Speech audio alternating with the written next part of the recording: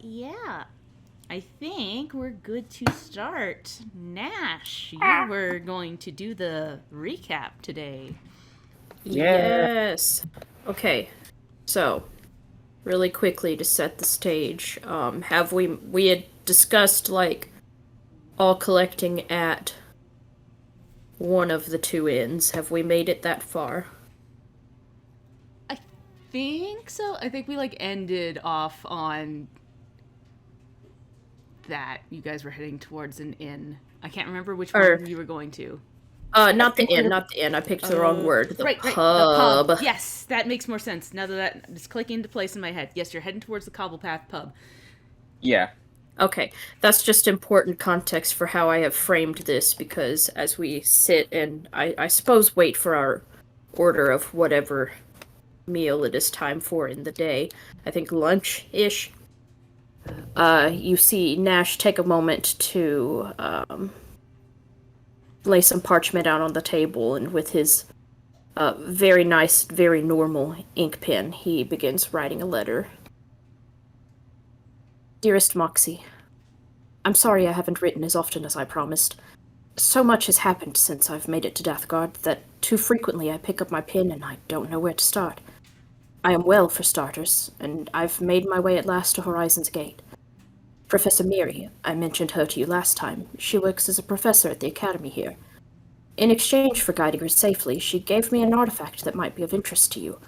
Something called Brahman's Tear. Told it's a power source of some sort, for a small lantern or similar light source. It reminds me of what you used to build Sweetums, though less robust. Still, I'm sure you can find some use for it. It's yours when next I see you, which I hope won't be too long from now. I find myself looking at the magnificent airship here and wondering if I could simply fly it all the way to Silvertown. I haven't forgotten your request, by the way, and have included some small sketches of the exterior for a start. I'll try to get my hands on more detailed plans soon. I met someone else. Another professor at the academy. Someone from home. She recognized me. Even as a shadow, my silhouette is too distinct, it seems. But I think we are safe for now. She was a servant of the house who made her escape and does not appear to hold any lingering allegiances, aside from that mark. It's hers. I think we've always known, but the confirmation comes at little comfort. As for the professor, I trust her. Perhaps I shouldn't, but I do. She's helping us deal with some rifts being opened between here and the Feywilds. Caused quite the mess with gremlins and pixies coming through, and we hope to prevent anything worse. There are other rifts as well. Shadow rifts. But we have little information yet other than that the professor appears to be working to close them. One hopes this is true. In any case, I have to try to find allies where I can. I've made a fair few enemies here already. Just this morning, a band of thugs from the local smuggling ring tried to take us out in an alleyway. You could hardly blame them, given how much trouble we've caused for business, but it still doesn't set well to be stabbed before lunch. Don't worry, dear sister. I gave as well as I received, and am here in one piece to pin this letter now. Oh, speaking of allies, I have successfully joined the Horizon Walkers Guild, as promised, so I am not in fact working alone, you'll be pleased to hear. I am still accompanied by Pickles and Creek, the goblin spellcaster and elven duskwalker I wrote about before, and we've been joined by Vasilissa, of Udrian nobility, and Scregory, an Uruxi dino salesman. An eclectic bunch, I'm sure you've noticed, which means I fit right in. So far, our quests have not led us outside of the city walls, but I hope you have the chance to meet them all one day. I'll have more stories for you soon, and if all goes to plan, news of progress. I'm pleased to hear things have been well for you, my dear sister, as of your latest missive. I'm nothing but happy for you and Tobin, and would never ask you to delay your own joy.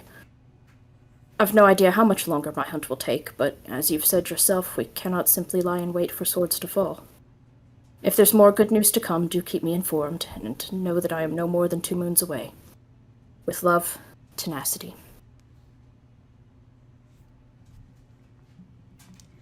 All right. So yeah, reminder: everybody gets a hero point, and Nash, you get 1 extra. No. And so, for the listeners at home, we are actually missing Scrag and Creek today. Creek is still off in the woods, possibly. They ran off, and I believe as you guys were heading from the alleyway to the pub, Scrag at some point goes, "Me will look for Creek. We'll be back later," and just takes off. Okay, bye, Scrag. It makes sense. I mean, if we got jumped, goodness knows we don't want them getting Creek alone. Oh, that's actually a good point.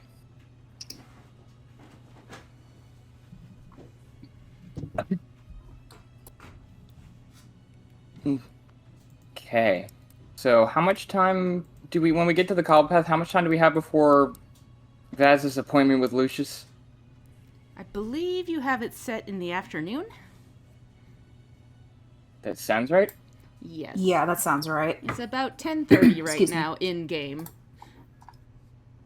So you have a bit of time. As you walk up to the Cobble Path pub and you kind of look over yourselves and realize that a few people are still a little banged up, so you start to sit and have some food probably. Mm-hmm. Mm-hmm. While we're eating, Yeah, Vaz is still very banged up. I forgot. Yes. oh god, how bad is she? 3. Oh, Yep, 3. yeah. As we're eating, Got a food, 3 out of some arbitrary number. 3 out of any amount is pretty bad. Yeah. We got 3 and Nash is at an 8. Yeah. Single-digit gang. Yeah, let's maybe see if we can't get you guys healed up a little. Has it been an hour since we tried our last check? I will say probably not, but if you sit and eat for a bit, we can say you sit for about an hour, and then we can run the checks again. Yeah. Yeah, Nash will just say, after a bit of lunch, perhaps we'll all feel a little better. Mm-hmm. Yeah, as you guys are, as we eat and stuff, Pickles will actually be like, he'll be, he'll pull out like a shell that like he picked up, like on, I imagine like on one of the banks as we were passing over the river at some point, which he, you know, needs for this seashell spell. And he's like looking through it, like looking through his book, and he's like staring at like a couple pages really hard and like, you know, comparing notes to like previous pages and flipping back through, and he'll just kind of be like, you know, tapping his finger against his head, and then he'll kind of close his book with a snap, and I'll say, well, there's nothing for it. So, as far as this meeting with Lucius,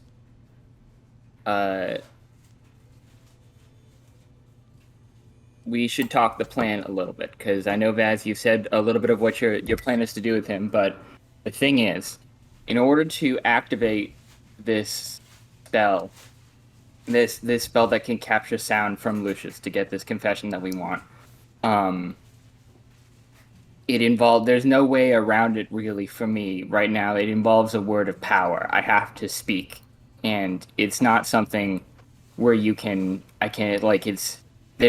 there's ways that wizards can sometimes manipulate magic like that, like to conceal their spell casting, but I haven't really delved into that. So if we want to be able, for me to be able to cast this spell, I need to be able to say something, and we haven't cast it yet, and I haven't tested it out, but it might manifest magic. It's going to manifest magic around him. It's not something where, like, the spell isn't cast on the shell, the spell is cast on Lucius. Well, I was going to say that's a pickle, but that feels wrong to say now.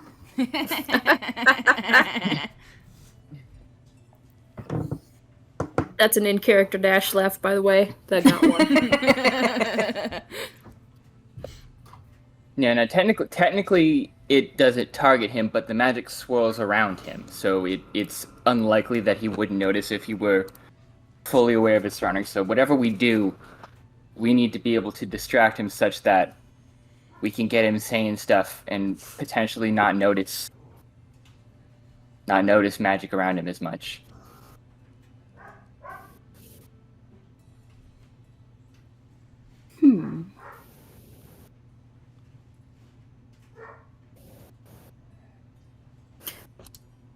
I'm not much of a spellcaster myself, so this may be nothing, but if there were some other magic around him that he was aware of, would he know enough to tell the difference if there was another spell mixed in?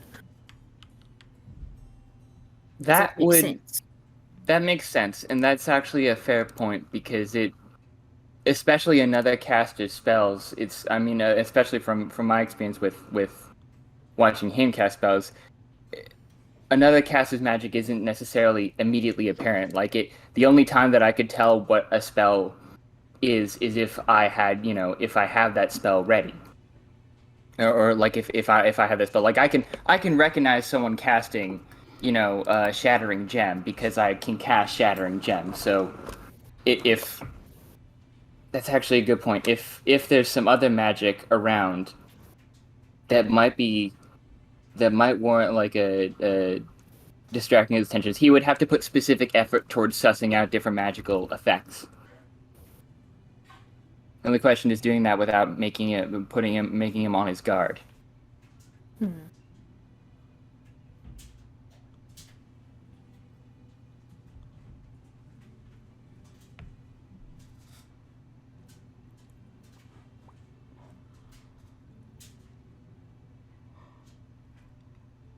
Although, hold on, and Pickles will shuffle. That's actually a great idea. He'll shuffle through his pockets and find the cantrip deck, in which there is the spell. Let me see what this one is like. And this one is sustained. There is the spell Dancing Lights, which could can create little lights. Yeah, he'll pull out like the deck with the cards and say, I could use this to make like a little array of magical lights in the area.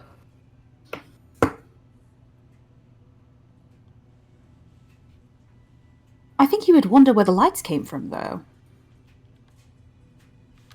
Or you could use this, actually. Yeah, How long does the spell last exactly? It is sustained. So basically you have to it lasts as long as you like I think you for sustaining. Let me check the rules on sustaining a spell. Basically, Excuse me. Yeah. Choose a spell with a sustained duration. You have an effect. Sustain. So it lasts basically up to 10 minutes. And you just have to basically spend an action to sustain the spell.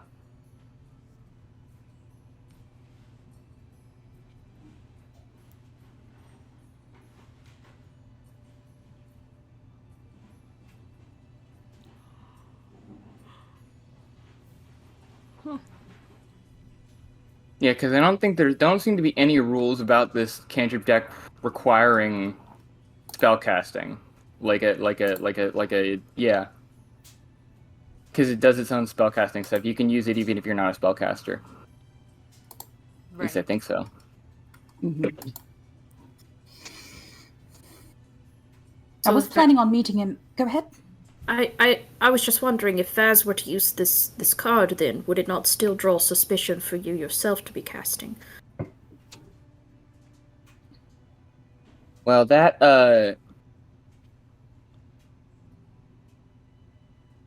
will depend on if he could, that would depend on if he could actually see me casting, because you'd actually need to see a caster. Like if he were to just see the effect, and he might still hear me, but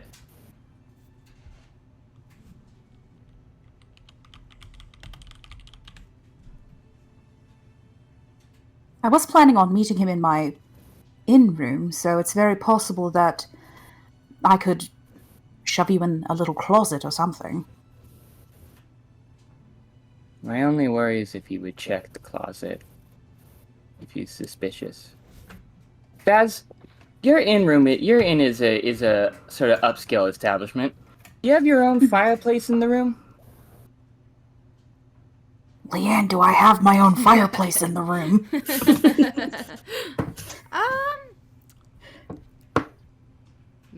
Maybe. Because it is more of a Eastern style room. So it'd probably be like a fire pit or katatsu to keep people warm or something. Exactly. Because Hikari based the seafoam in off of her home. No, darling, I'm afraid I don't.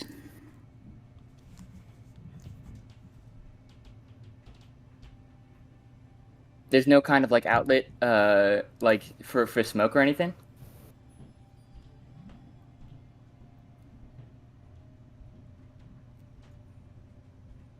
Pickles, I'm going to be honest with you, I've never looked up.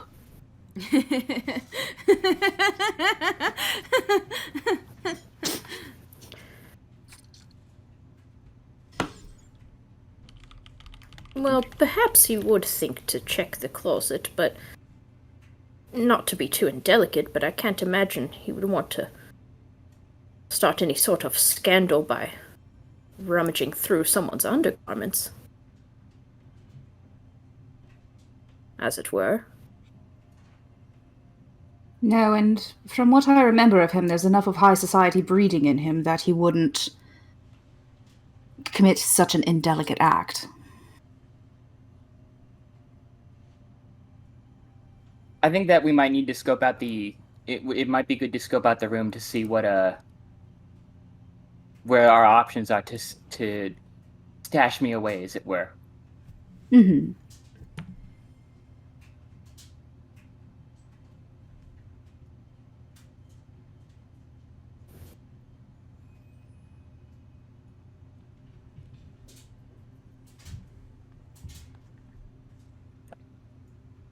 All that being said, Nash, I do not want you very far, just in case things happen to go sideways.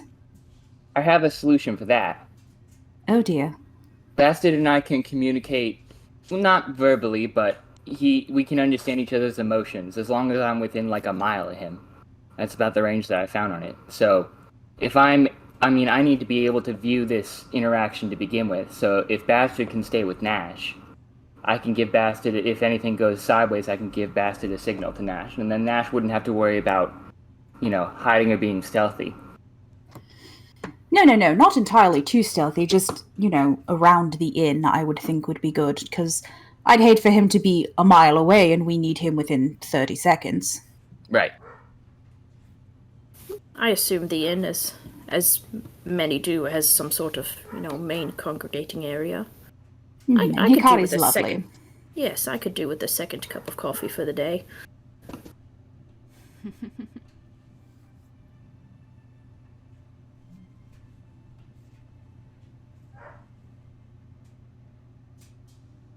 Gosh, can you hear Reggie? A little bit, but it's okay. Bless him. He's got that high-pitched Murph. I think he sees like an animal outside. Either that or Mom's not playing with him. Aww. Anyways. Yeah. When we get to your room, I want to look around and see if there's any sort of if there was something like a chimney that would be perfect for what I have in mind, but anything like that where I can be close to the room, but it's not somewhere that you would that he would think to check for somebody. Mm-hmm.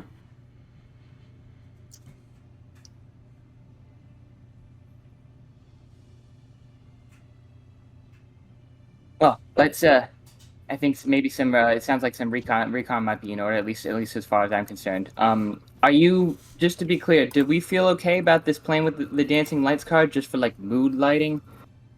I don't figured know. that's what I'd say, is we could set it as mood lighting. He likes all that sort of faff, and I doubt we'll be talking more than 10 minutes.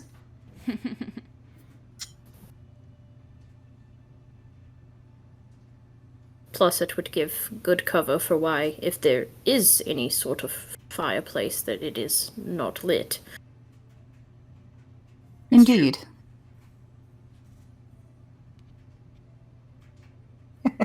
Fried pickles.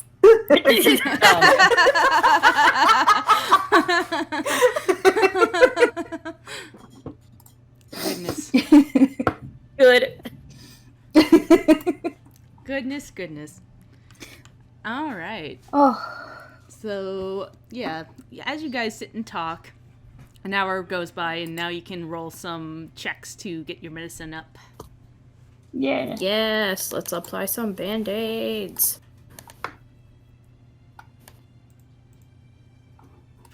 +1 item bonus. This one is for Vaz,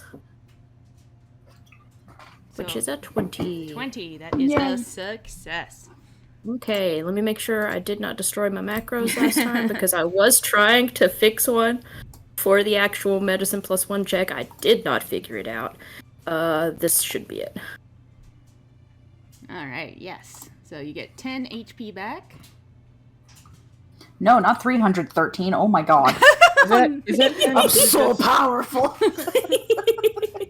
Is it just a 10? Because it looks like it just did the 2d8 and didn't add anything. I thought you added stuff. Or was No. that just for battle medicine? I think the adding stuff is just for battle medicine, and then my Gotcha. expanded healer's tools is just for the check, not for Gotcha. the health. Yeah. Okay. Yeah, that's why I have Sorry. 2 different macros for that and for battle medicine. Yeah. But it's only for the healing. I can't do the check. I don't know how. And yeah, because Nash has it trained, it's the DC is 15 and the success is 2d8. If it's a critical success, it's 4d8. If Yeah. when we get to the skill training stuff, he bumps it up to expert, then the DC bumps up to 20, but then it's 2d8 plus 10, or Yeah. 4d8 plus 10 if you crit. And it goes Yeah. up from there. But you can always Yeah. choose to roll at the smaller DC. You just don't get that extra healing if you succeed. Yeah. Okay. That was for Vaz. Let me see. How's Pickles looking? I think Pickles is at full health and resources. Yeah. Huh? Yeah, Pickles is very good. He's fully Okay. good. Okay, cool. Yeah, everybody else was kind of in the way, so he didn't get in the line of fire for a change. Yep. Okay, so then this one is for me. Of course. Oh no. You know, he's fine. I mean, we have a couple more hours. He might try again later, but you kind of see that, like, when it comes to bandaging himself, depending on the environment he's in, he kind of struggles a bit because he also cannot see himself. Oh no. That makes perfect sense, actually. Mhm. You get He's close. got to be in, and- like, real low light or pitch black, and then Yeah. he kind of can pick up a little. And yeah, with like the 14, it's like one off from a success, so you almost get Yeah. it, but you're off by like a centimeter every place you put a bandage. Yeah. Oh no. Oh no. He simply shrugs. He's used to this. He's like, I'll fix it later. We have other things to do. Also saying for posterity, I'm using one of the prestidigitation cantrip cards that Pickles got Vaz to make her clothes clean so she doesn't look so fucking busted. Oh, if you were gonna do that, Pickles can just cast Prestidigitation on you, unless you want Are you unless sure? you want to use the card. Well, if he can just cast it and there's no negative effects, let's just do that. Yeah, it's a cantrip. Yeah. Yeah. Well, So- I'm still learning how magic works in Pathfinder. Yeah, you're all good. I've been playing it for several years and I'm still learning how magic works in Pathfinder, so don't worry. Heyo. I also haven't played a magic cast class yet. Meanwhile, I dove into that's the my next freaking character. deep edge. I went with Marshall. All my characters are Marshall. Rain has a little bit of magic, but that's like two cantrips, and one is Mage Hand. Anyways, Can't relate. Zero magic. It's a little complicated, not gonna lie. So, My one swashbuckler spell that I get for being a swashbuckler. yeah. Nash has like one spell in his far future, and honestly, if he gets it, like things are not going well for him. Hundo porcento. Okie dokie. Heading to the Seafoam Inn. Heading to the Yep. Seafoam Inn. Zoom.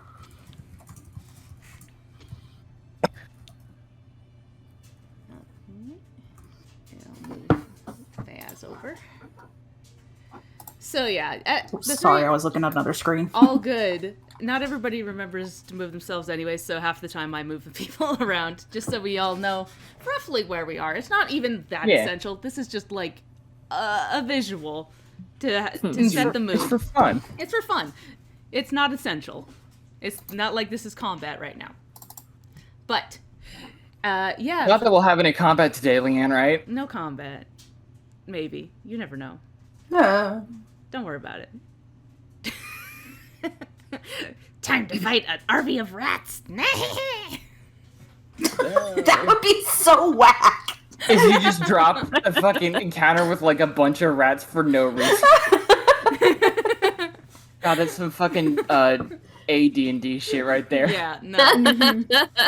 I guarantee I do not have a random encounter sheet because I think that shit's whack. Not that I'm shitting on people that do that. It's just it doesn't suit my style of playing the game. No. Yes. Everybody plays the game differently, and I respect that.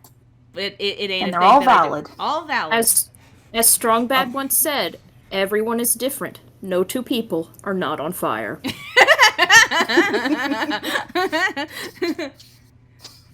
Bad. Yeah, Vaz, you lead everybody through the path here, around the large theater, and you walk towards the Seafoam Inn. And Nash and Pickles, this is your first time venturing over this way. Usually, if you're closer to this side of the city, you were going to, like, the Iron Spells. Haven't been to this inn before. It definitely has a different look to it than the other buildings in the area. Got a more eastern feel to it, with these paper doors, and you walk into, like, this main, like, courtyard area that is full of lush greenery and a big, like, pool. And you enter in that front door, and you see Hikari behind the counter as she is, like, sorting some papers. Ah, Miss Dankovskia. You're back. Good afternoon, darling. I'm actually going to be having a meeting in my room with an associate of mine. I just thought I'd bring over some of my, merry band, because they've never been over here this way. Oh, and she does a little quick bow. Welcome to the Seafoam Inn. If there's anything you need from me, don't hesitate to ask. Nice to meet you. Will do. Yeah. I will let you know. Yeah. Nash and Pickles, she just looks like a normal human woman, but with, like, red designs on her face.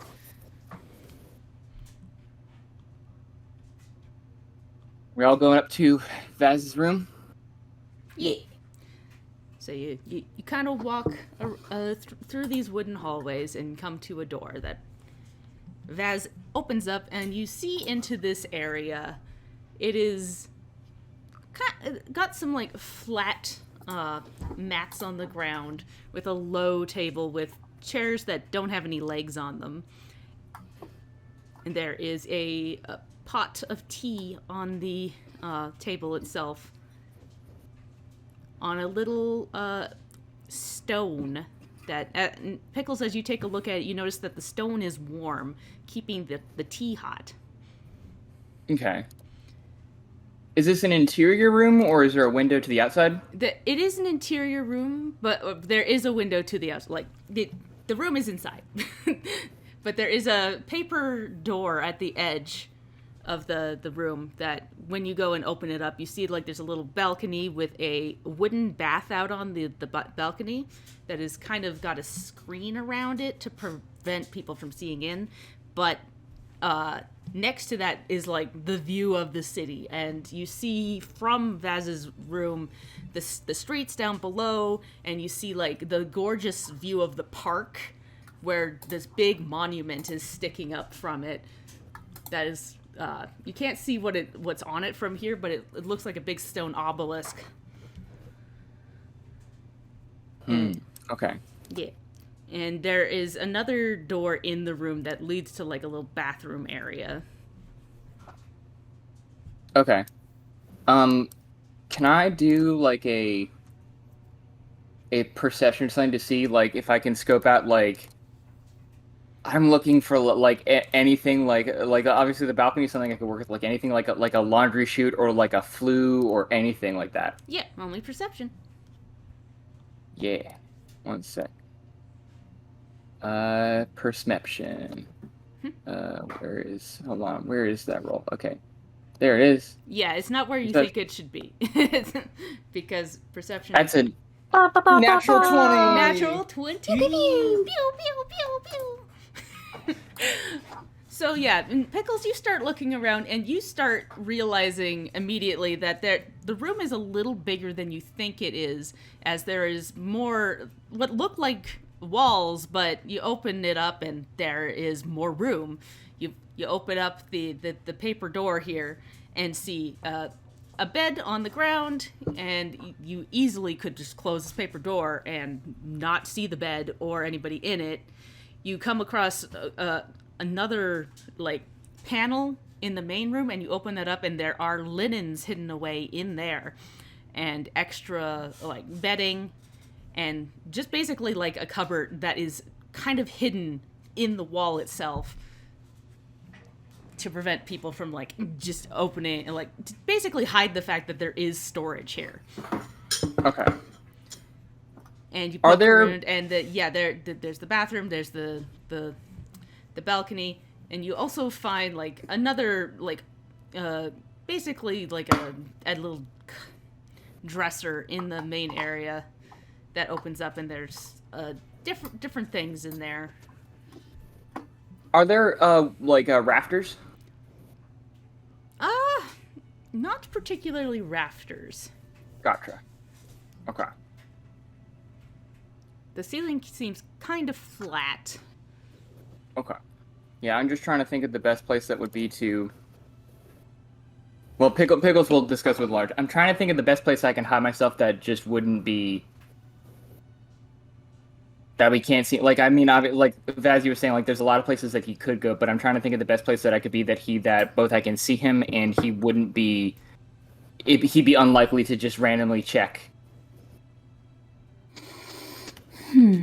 Ideally, I would want somewhere where if he, like, threw open a door, I wouldn't be just there in,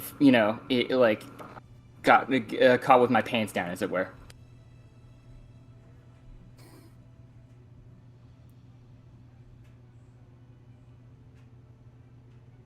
I think this linen closet might potentially be our best bet. Mm-hmm. That's what I was thinking. It's somewhat hidden within the wall. You wouldn't necessarily know it was there unless you were familiar with an establishment like this, which Lucius doesn't seem quite the type. Mm-hmm.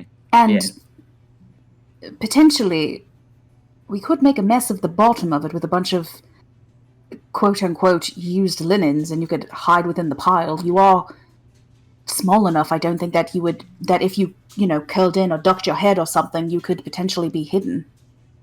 That's true. Yeah, that might be the best bet. And if I close the paper door from inside the linen closet, can I see into the room? I would say it is obscured. Gotcha. Let me actually check the rules on the seashell, because I don't think I actually have to see. A creature within range begins to make a sound. Okay, so if I go in here, I'm sure I can still hear. Yeah, you can still hear from in there, but the paper on the wall is kind of opaque, so you would only see shadows.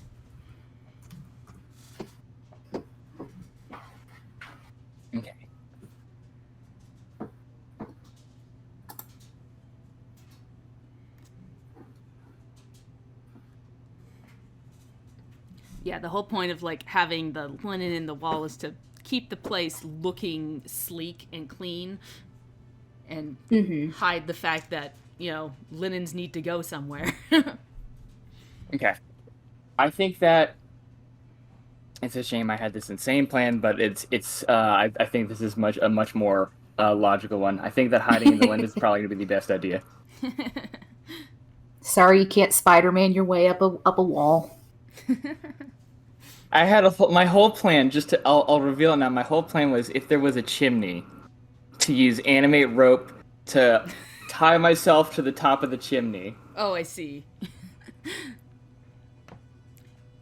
So that I could be in the chimney, because looking at a chimney would be an insane thing to do. And then there you are, just Mission Impossibling yourself. Yeah. But Incredible. I think that the linens hidden in the walls is equally good. Yeah. Yeah, I was just literally looking up Japanese onsens and Yeah. and ryokans, and they don't really have fireplaces per se. No, yeah, 100%. Like I'm not that upset about it. Like this is something that like I knew was gonna be.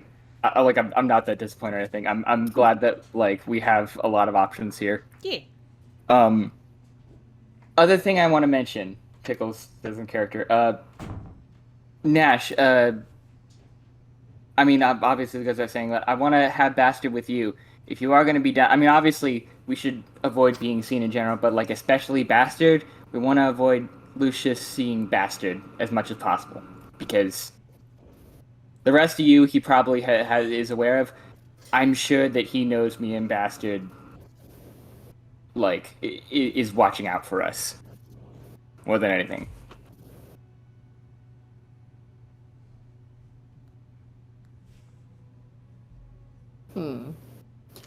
Do we have any way of hiding him that he might, be amenable to?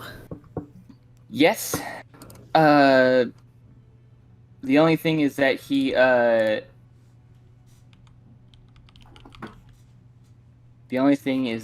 wouldn't be able to actually interact until the spell ends. Hold on. Yeah, no creature can enter. So the target appears in the nearest unoccupied space. Okay. Because I have a scroll of pet cache, but I would need to be the one to cast it.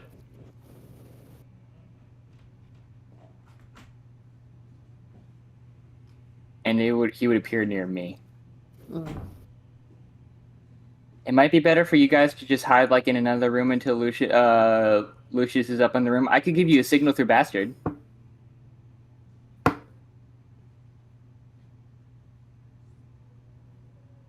I don't know if Hikari's got the rooms open all willy-nilly, but potentially they could, be out of sight of the inn, and then you give Bastard the signal that it's okay for Nash to move in.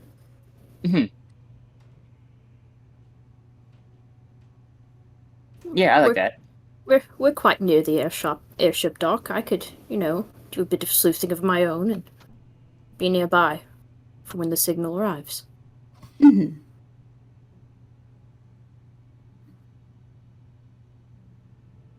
Okay, and then I think that's pretty much everything. The only last thing is for whatever we need to do, we just the only thing that will be a bet is I will try and cast a spell at a time when I think, or unless there's maybe like do you think maybe that giving me some kind of a verbal signal might help? Some sort of indication that like it'd be a good time you feel like he's sufficiently distracted. Well, if we're going to be setting a mood lighting and you were going to cast it at the same time, because then the magic would permeate the area, it would seem. I suppose a phrase something similar to "let's set some mood lighting" would do the job.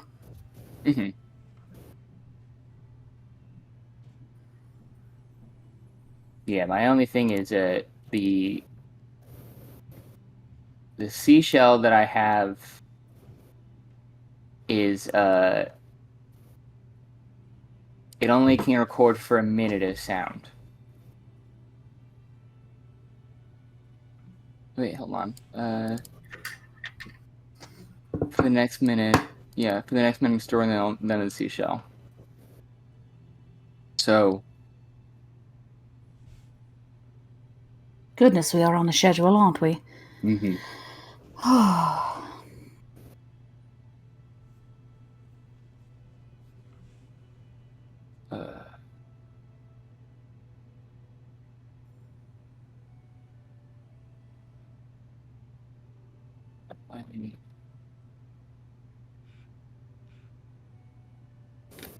What's the thing for the...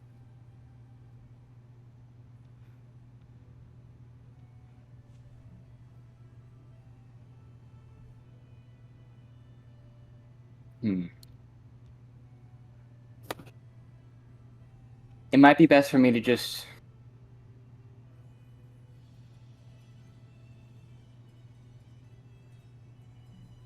I don't know, Nash, this is tough.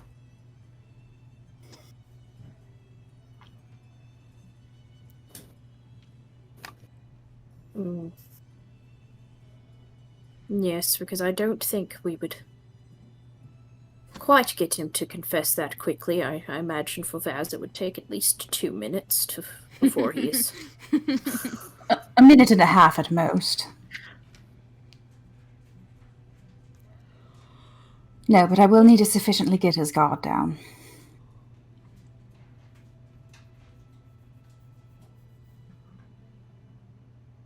Could we maybe have, like...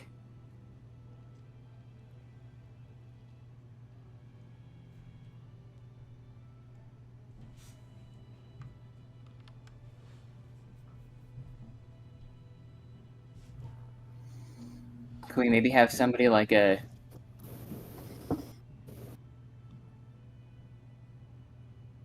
knock at the door or create a sound outside or something?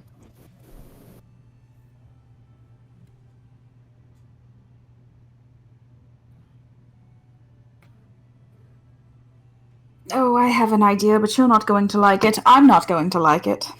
Oh no.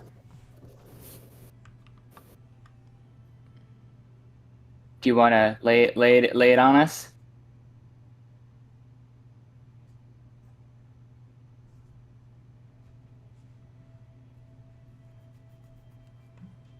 I could use my womanly wiles to distract and entice him, and I assume that would, get his mind off of the environment enough that he would be focused on me and not on magical little green men in my closet saying magic words. Pickles will look Vaz in the eyes very seriously and say, "You are a braver and more noble woman than I, Vasilissa." Thank you, that means a lot.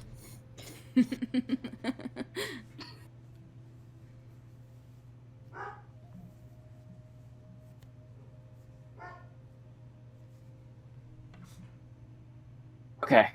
Well, that should... I would think sufficiently distract or alarm him. I love how we're all just kind of like, well. Yeah. Vaz just gonna look at Nash and Pickles. You both owe me for this. Absolutely. Pickles will nod vigorously. Oh, of course.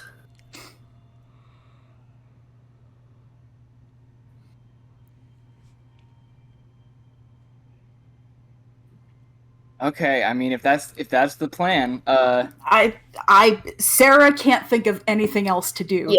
Yeah, I think we to like put him in a state to where, to put him in a state where he would both not notice magic and be willing to spill perhaps a bean or two. That's the best I got.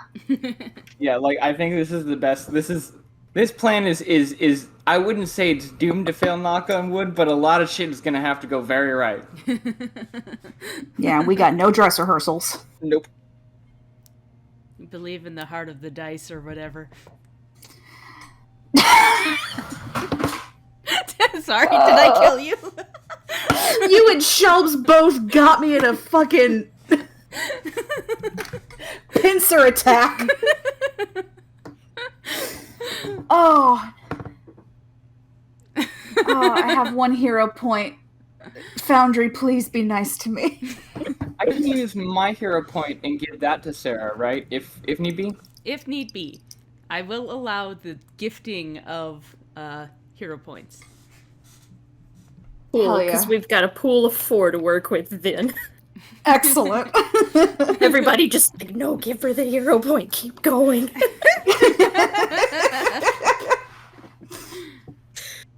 Oh, fuck. Okay. I will say I will only allow the use of 1 hero point per roll, so you can't Per use roll, like yeah. 4 on like Yeah, of one course, of bad course. roll that Okay, keeps yeah. bad Yeah, no. rolling. Yeah, that totally makes sense. I just imagine there's going to be a series of rolls involved here. Yeah, We're going to pad them all. 100%. Oh god, do I have any magic items that are gonna help my little goofy ass? Do I have anything in my compass?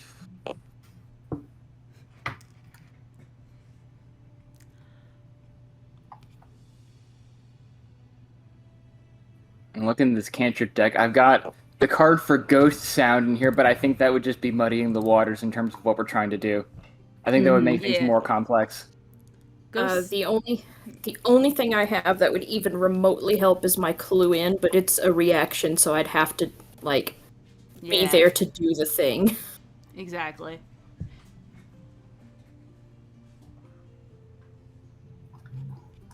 Okay. I mean, I think we're doing this. Yeah, Yeah. I think it's all we've got. I think you've hemmed and hawed enough. Another hour has passed. You may do one more attempt at healing.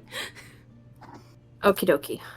Let me pull up my sheet that I just minimized, and let's see if I can bandage myself.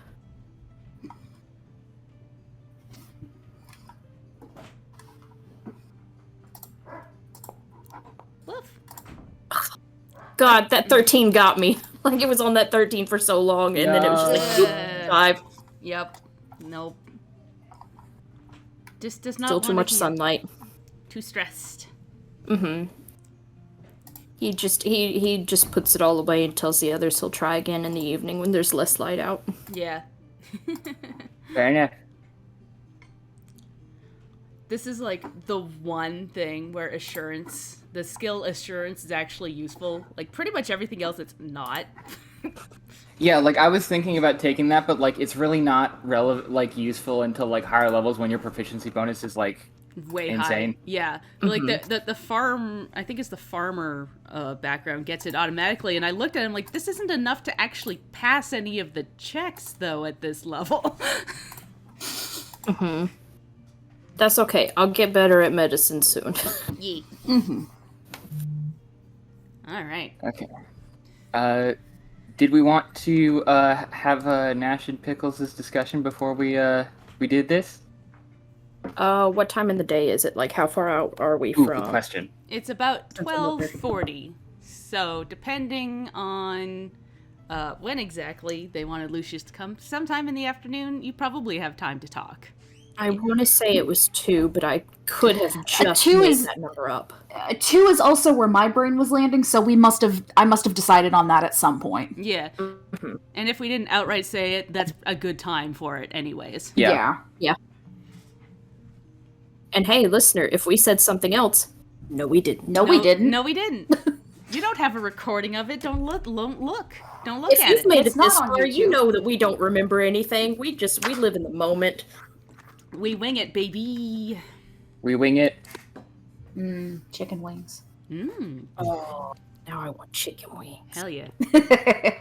So yeah, I think while Nash is attempting to bandage himself up and Vaz is psyching herself up for this meeting.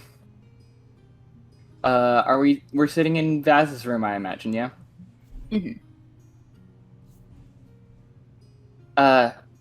Nash, while we got some time, and Vaz, I don't mind talking to you about this too. I should tell you what I got up to while you guys went to the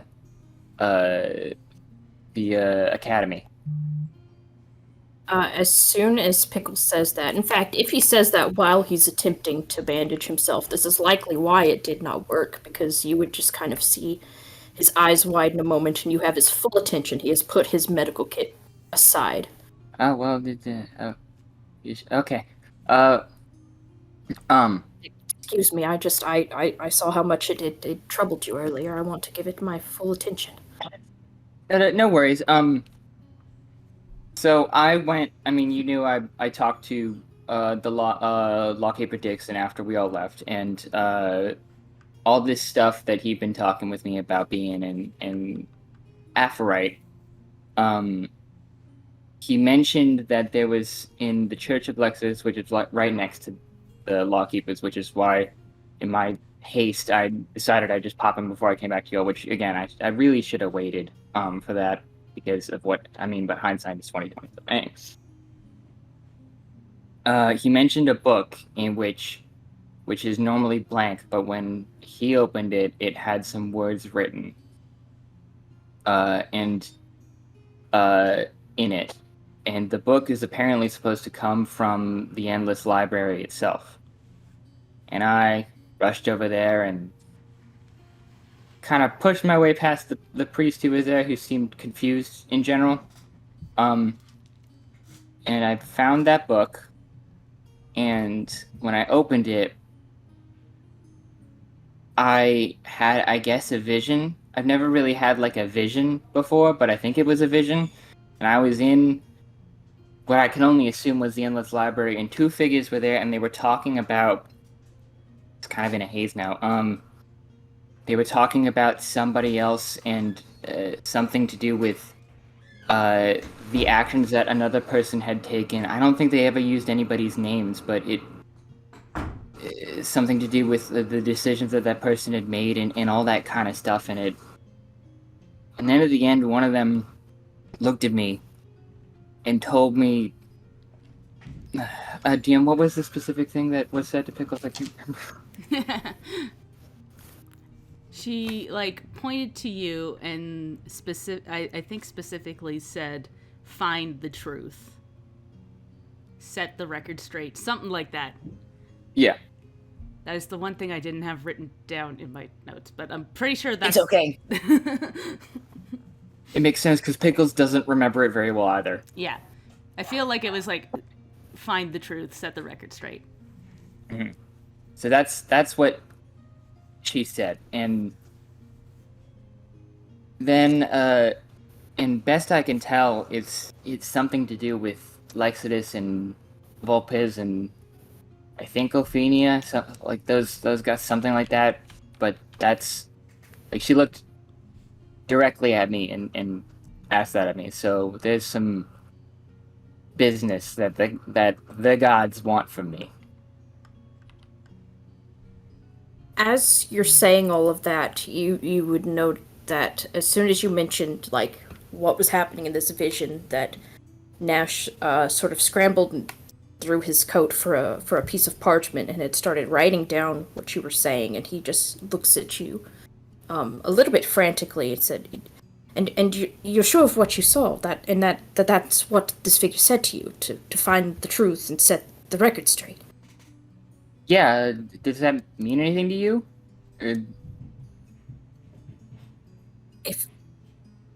If you saw who we both think you saw, it means a great deal. If that was Lexitus and Vulpes, then the record setting straight would of course be the two sides of our story that both the Empire and Death Guard have, that the opposing tales. And he's just, as he's saying all of this, he's just scribbling down kind of furiously. You kind of see even as he's holding the paper down, that shadowing starts to take over the paper, and he removes his hand and his writing becomes even a little bit more frantic as he tries to write on the paper without holding it so he can still see what he's doing. Pickles will hold the paper for him. Oh, sorry, go ahead. No, Vaz is just going to call, breathe, lovely. Yes, of course. It'll set the pen down, and what it means is that the gods are in fact at play as I thought they would be. So if she's sending someone to correct her story, and that means it is you, that means I've found the right person, which means that if she's sending you to correct her story, then it could be that somebody else is indeed trying to keep the false story in play for some reason, and he just kind of keeps rambling like that for a moment. Nash, what do you mean found the right person?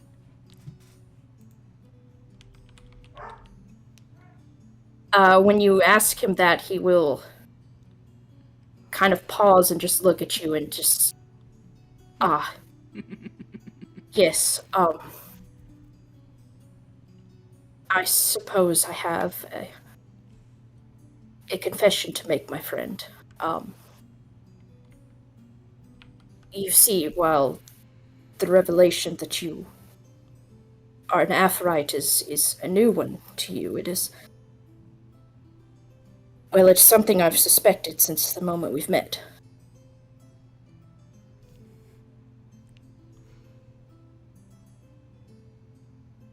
Uh-huh.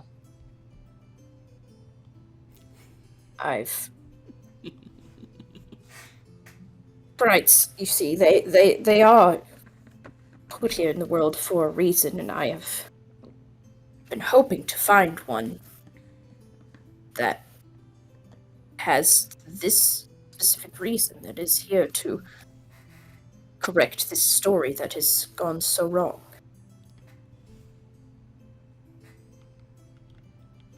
Pickles seems... He doesn't seem mad. He seems passive in a way. He says, and I'm assuming you had a good reason for not telling me about this. I didn't want to trouble you with notions of gods and grand plans if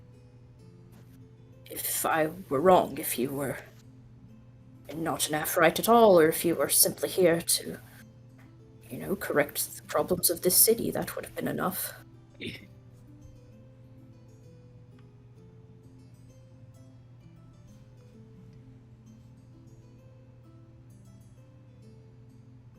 Pickles will take a deep breath and he'll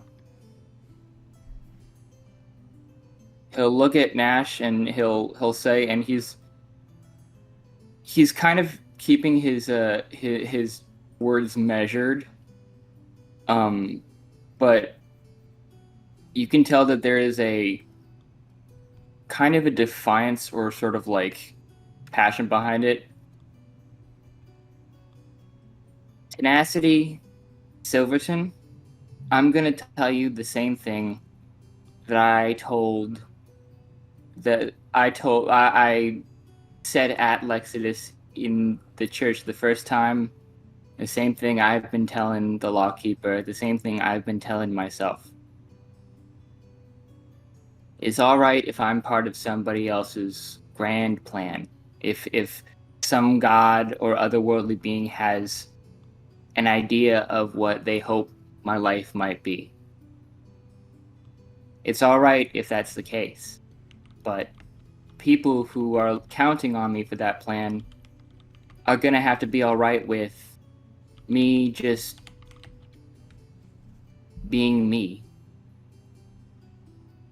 And they're gonna have to accept that whatever path I walk through life, through navigating through this destiny stuff, is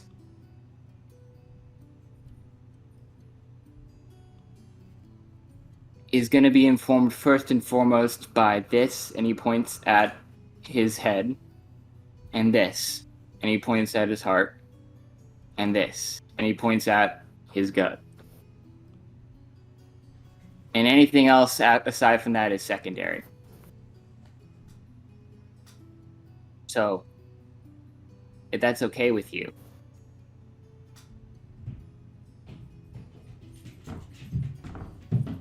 I would expect. And then he nothing. shrugs. Oh. He shrugs and goes, then I guess you can say you found the right person. I would expect nothing less.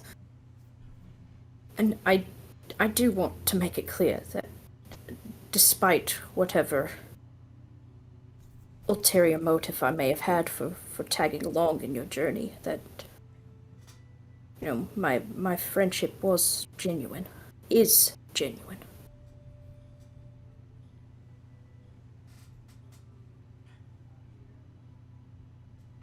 I appreciate you saying that. It would, kind of stink if, we weren't actually friends. But we are, aren't we? We are. And I'm sorry for not telling you all of this much sooner. I mean, it's okay. I probably wouldn't have believed you, honestly.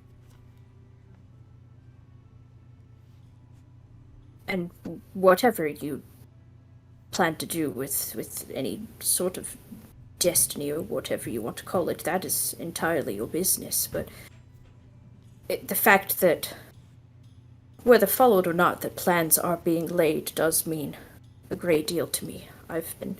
It's proof of something I've been looking for a very long time now.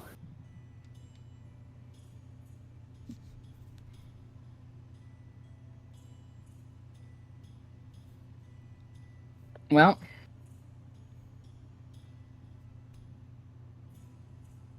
I think a lot of us have got a lot that we want to get out of this sort of little merry band, as Vaz called it earlier. And I don't think it's necessarily a bad thing that we all have goals in mind. I think there's a difference between using people and asking people for help. And at least for me personally, I don't feel used. And I don't intend to use you all.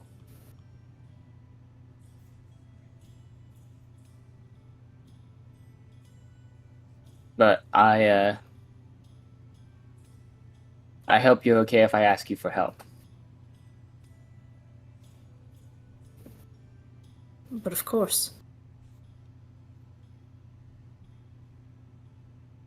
I'd be happy to help you through any of this or anything else, and not simply because of what I might gain from it, but because you are, as I said, my friend.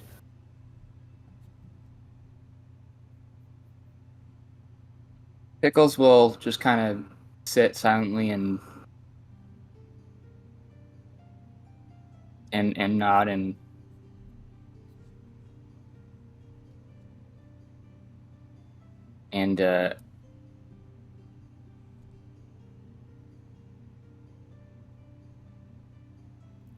I guess he'll look at Vaz and Nash and say,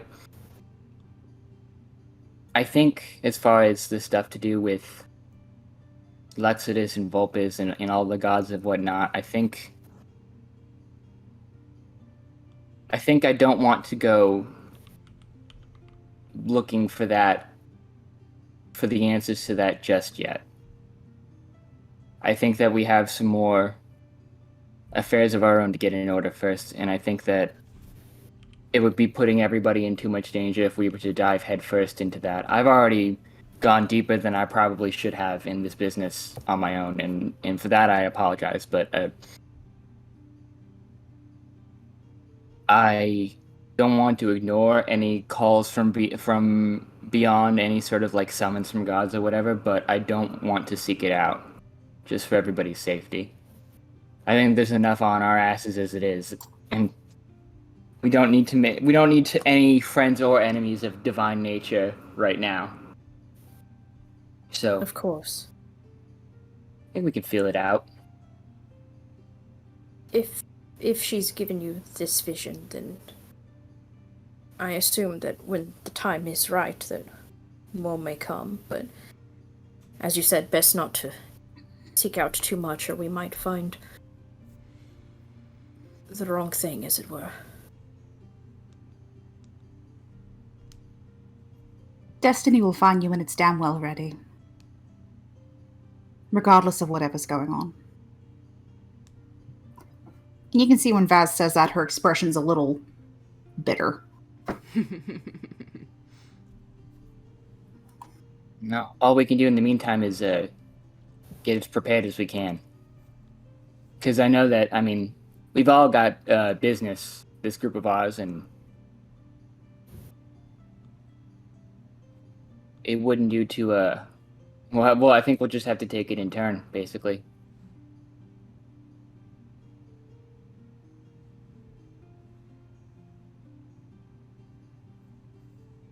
But I just don't want to... I think my goal for a lot of this is just to make sure there's as little collateral damage to whatever bolts from the blue might strike me as possible.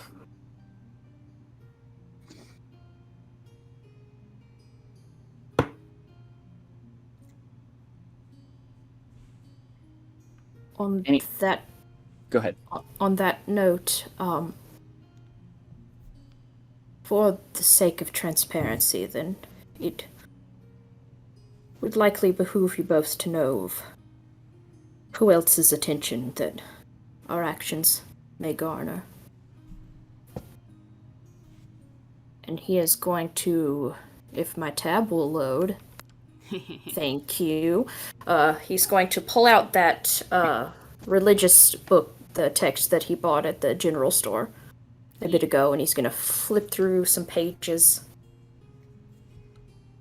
before landing on one, and he will read: For 4 revolutions, Thantix and Mendasium had been content to collect the embers of life left behind by Brahman.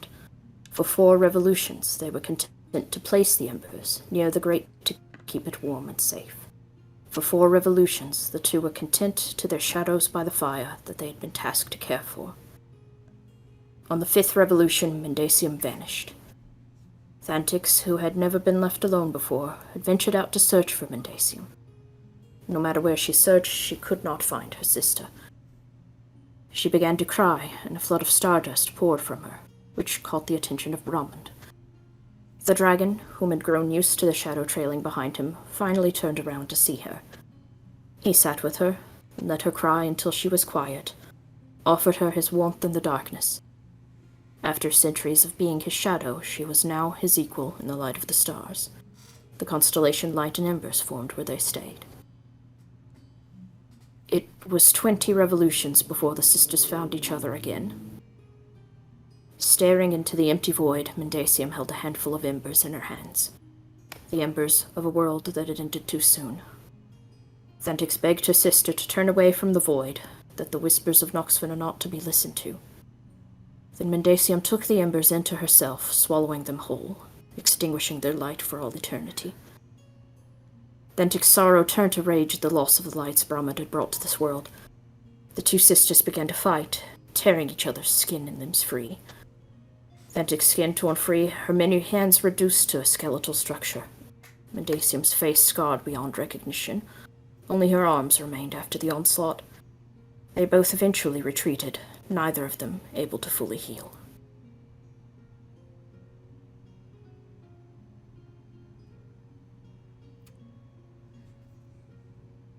He's going to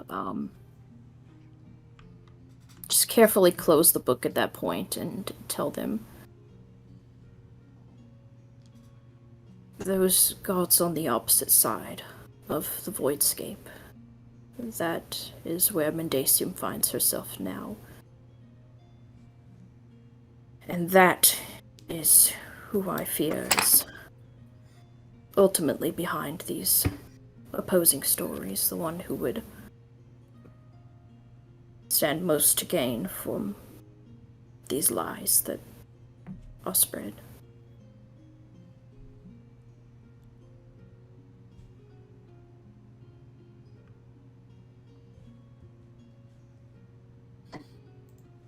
She is also the one that I suspect is responsible for whatever it is that's wrong with me and what will someday befall Moxie's family.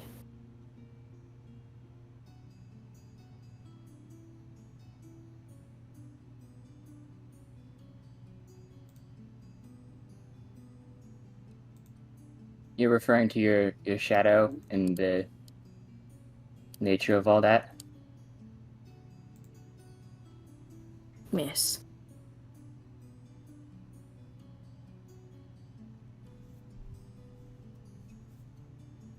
Even before this shadowing effect that I've learned to live with, being a tiefling of the sort that I am, it's much more uncommon than one would think in the shadow plane. There are a variety of fiends there among the fetchlings, but the bloodlines tend to stay quite separate until certain deals are made. I have spent much of my life trying to learn what sort of deal this was, but I can tell you what very little that I know. I know that House Skulvemia did not always hold the power in the Shadow Plane that it does now. And I know that, aside from my parents, who will speak of it to no one, there were, and whoever it was that this deal was made with, there were only 2 witnesses, servants of the house. This deal that was struck, what my parents gained from it, in addition to this power, they gained a sort of protection, a very brutal sort of protection. They very literally could not be touched without great harm befalling whoever did. One of those servants in the room was a victim to this as a sort of an example to be made. The other, so traumatized by what they saw, the only words they would ever speak from that point on were, "I take half your blood now and half later."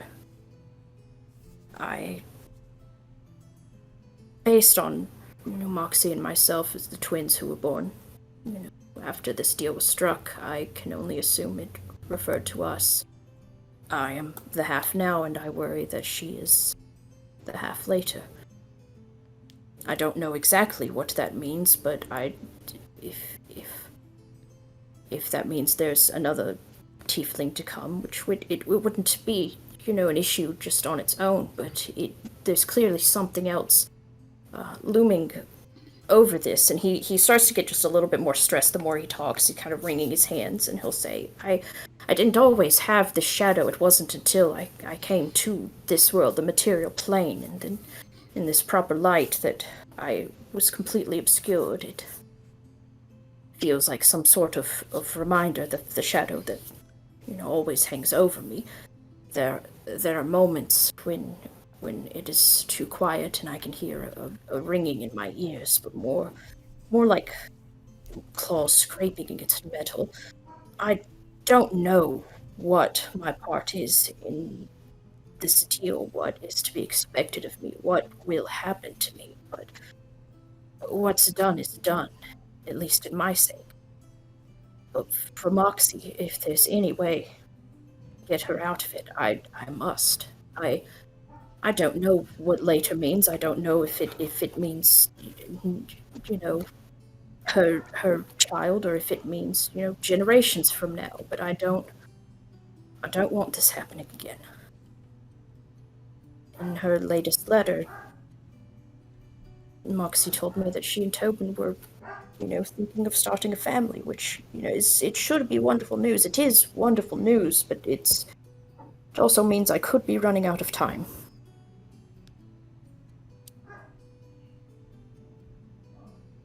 Time is a precious commodity, I've found.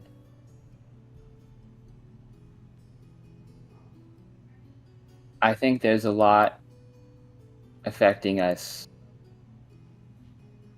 that exists outside of the normal world we can understand, and we we're gonna have to lean into a lot of different. We're gonna have to dip our toes into a lot of different pools, I think, to get the answers that you need and I need and the rest of us need. But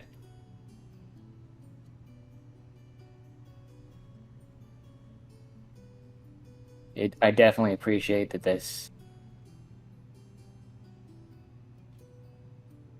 sounds like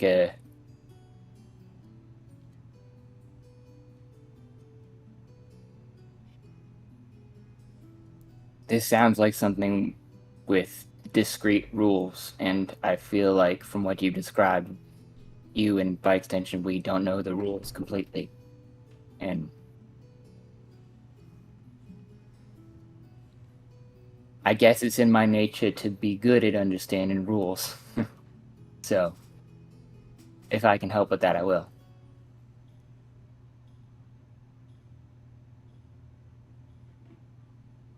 I appreciate that, friend.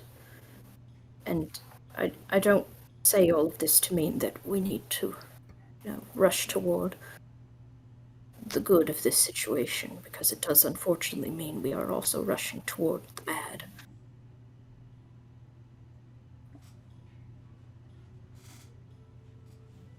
But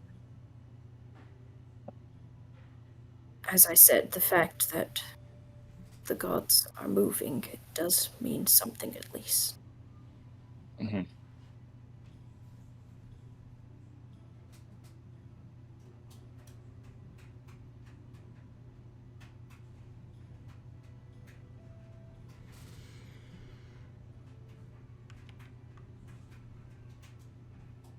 Okay. So I was like, Yeah, just gonna throw it out there real quick. If you guys look over at Vaz, she looks haunted and a million miles away at the same time. And I'll say, as you're haunted and looking like a million miles away, you do catch out of the corner of your eye, outside the window, that familiar glint of green walking down the street. You kind of turn your head a little bit and do spot Lucius starting to head towards the inn. You see next to him is another man in darker colors, blues and deep purples. He has shoulder-length black hair with stars in it. His skin is much more tan than Lucius's, and they seem to be talking, but from here, there's no way that you could tell what they're saying. They kind of nod at each other, and Lucius splits off from him. And the other man turns and starts to head back towards where the embassies are. And that, I think, is where we're going to take our first break. Yay!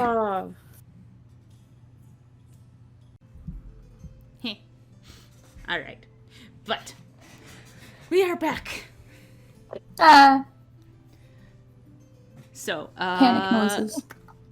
Another hour for that whole conversation that happened. It's now 2:00. In that time frame, did anybody want to try healing again? Nah, Nash is too occupied, I'm gonna be I honest. was gonna say. Yeah, Nah. that conversation did take up most of the hour, I would imagine. Yeah. Yeah. All right. So if we gotta move, Pickles is gonna send Bastard with Nash with instructions to that when he gives Bastard the mental signal to kind of have him nudge Nash if something's going wrong. Gotcha. So Nash, where would Nash. you like to go? Yeah, Nash is gonna scoop up Bastard, and yes, he knows he's gonna fight, he's gonna do it anyway. I'll let you down when we know we're clear out of the way. He's wiggly. And Nash is just going to head to the airship dock over here. Okay. Just to look.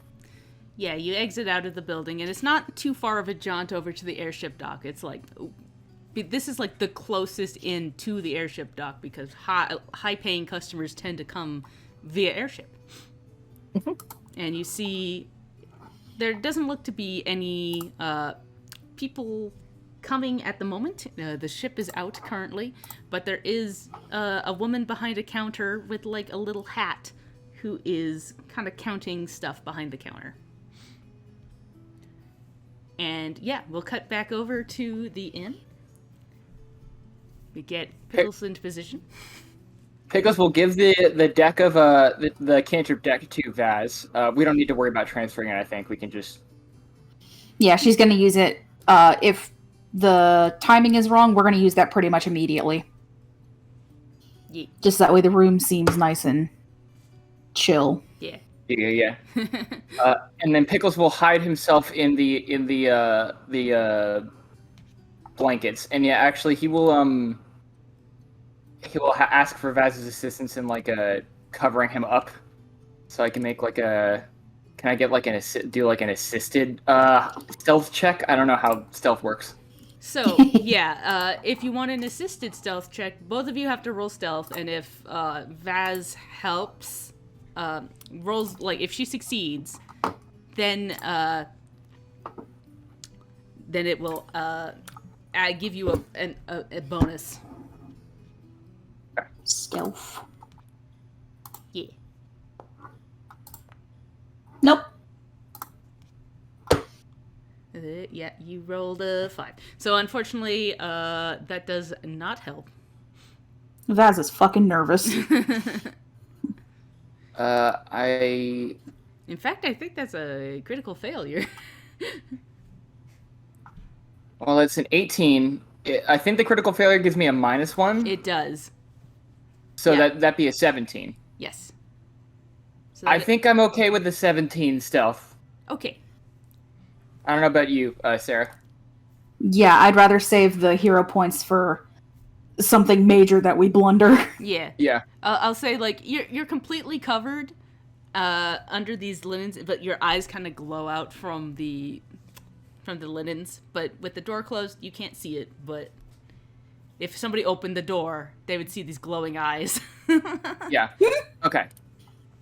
Just duck if you need to. And so you get all situated there, and it's at this point you hear a knock on the door. And Vaz will go and open it up. Did you set up the dancing lights beforehand, or Yes. Okay, gotcha. Yeah, they're going, so that way when he walks in, there's an aura of magic. Yeah. So as you open the door, you see Hikari there, and behind her is Lucius, and she goes, Miss Denkovskia, this man says that he's here to see you. Yes, thank you very much, Hikari.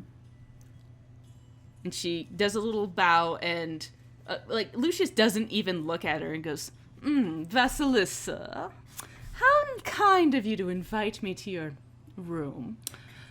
And he basically walked right by, not even looking at Hikari, and she kind of bows again before gently closing the door behind you.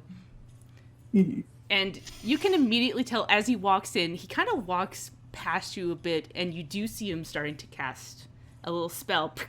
And he looks around at the lights and goes, my, you have some magic going in the room.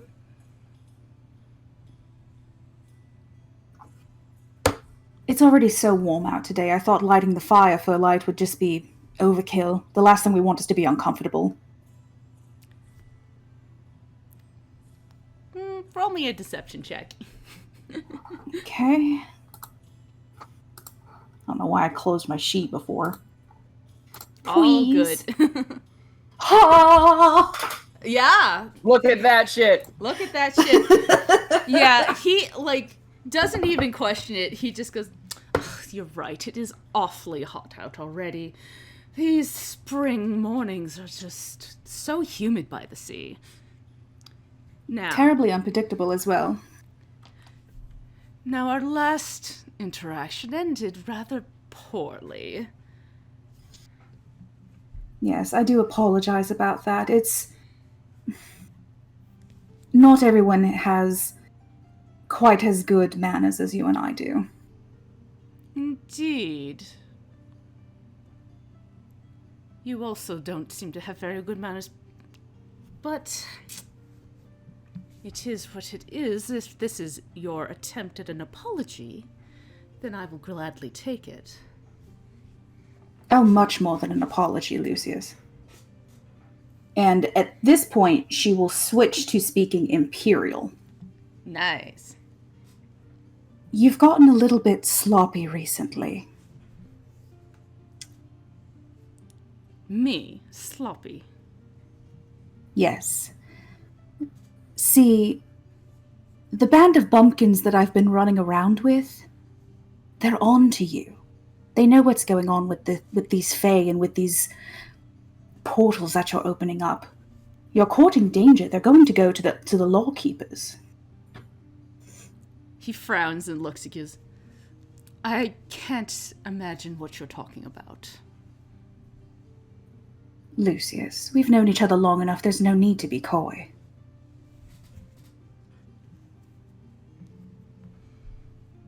Can you roll me a persuasion check? Yes.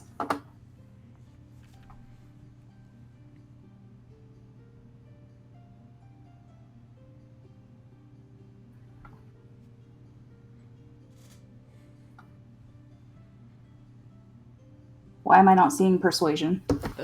Maybe it's diplomacy. That's why. That's it. Diplomacy. My brain still thinks in 5e sometimes. Hero point.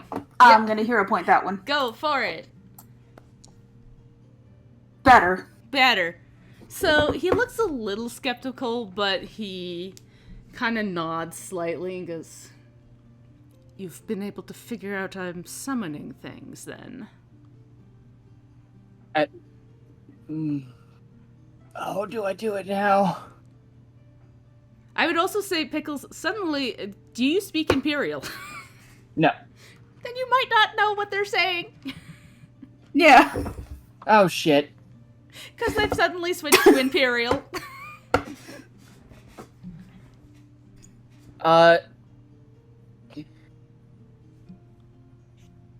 Don't worry, Boo. I got you. Yeah, I'm gonna have to wait for a signal from Vaz. Yep. You will. Okay. Vaz is going to step closer to him.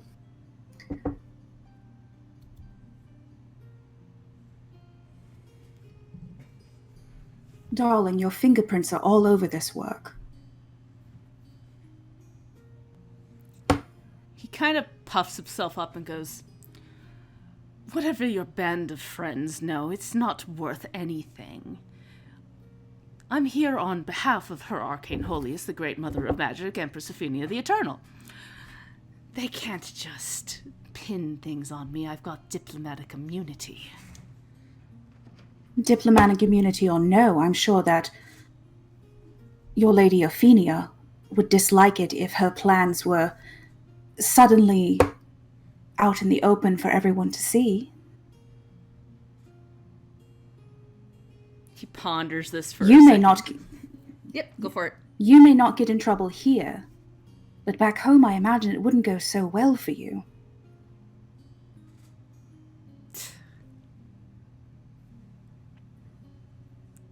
And just what evidence have you gotten against me? Lucius, my dove, they have a fae that came through and saw you, and they have potions that can recreate those memories.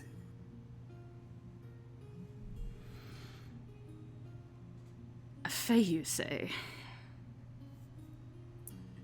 I do. By her holiness's wrath,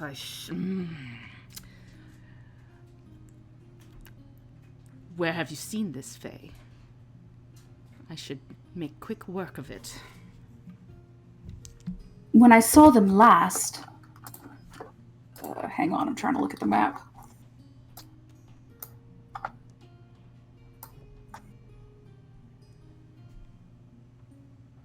I saw them last at the docks and warehouses.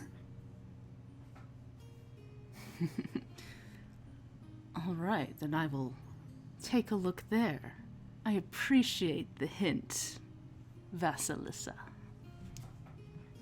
And Vaz will step closer and she'll do this motion where it's like she sort of uses the backs of her hands to caress his cheek and then sort of cup his jaw with both of her hands. And she will go,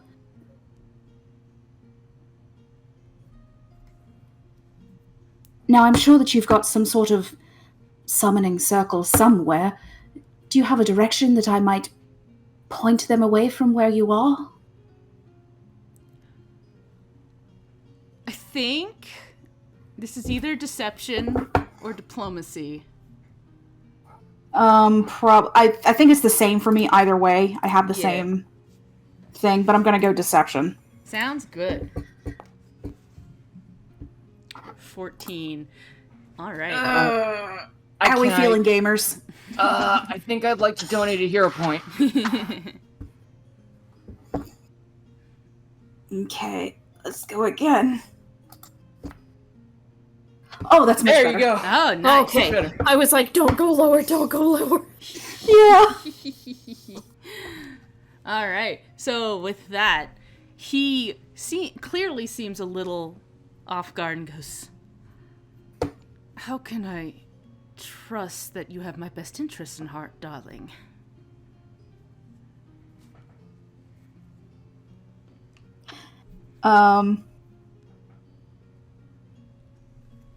Vasilissa will give a very winsome smile and stand on her tiptoes because she's quite short. And pull him close and press a kiss to his lips and give a little, like, sound that I don't want to say moan. I don't want to say moan. But she'll make a little noise. A little happy noise. To sort of be like, a little noise to be like, Pickles, this is the sound of me kissing him. Yeah. At that point, I will cast the spell. Okay. I'm gonna cast a spell quietly. Quietly, I'm going to ask Pickles to roll a stealth. You have a +2 from this distraction. Oh, thank God. Okay. Please, God, please. Okay. Oh, we got some hero points that I can use as well. I've got you. Come on. Okay, plus 2 for 2 circumstance bonus. Okay. 18. How are we feeling? 18 is pretty good. I 18 is don't pretty want to good. risk that. I think if we Yeah. rerolled, we'd bust. Yeah, I think Yeah. yeah. Okay, we're going with 18. I'm sweating. So yeah, as you like pull him into a kiss, he is clearly surprised by this as like the magic starts to swirl around the room. He is not paying attention. He pulls Spell is back, cast. and he goes, "Don't you have a fiance?"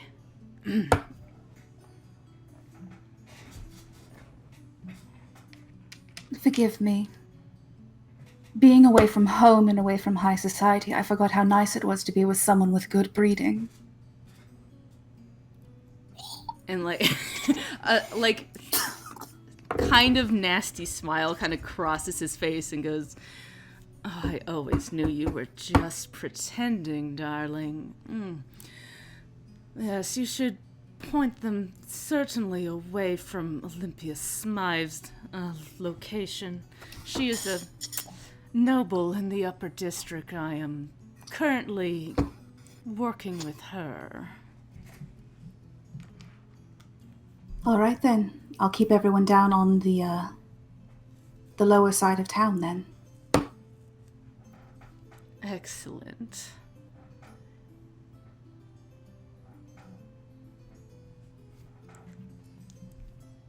Well, I do hate to kiss and run, but they are expecting me again. I'll send you another letter when we might rendezvous again. Next time, darling, do come by the embassy. We'll have a lot more privacy there. Ooh, you're nasty. And he turned to leave, closing the door behind him with a click. And my Pickles' spell finishes. He's If that's just gonna go, just like, Bastard will feel from Pickles a wave of emotion of extreme disgust.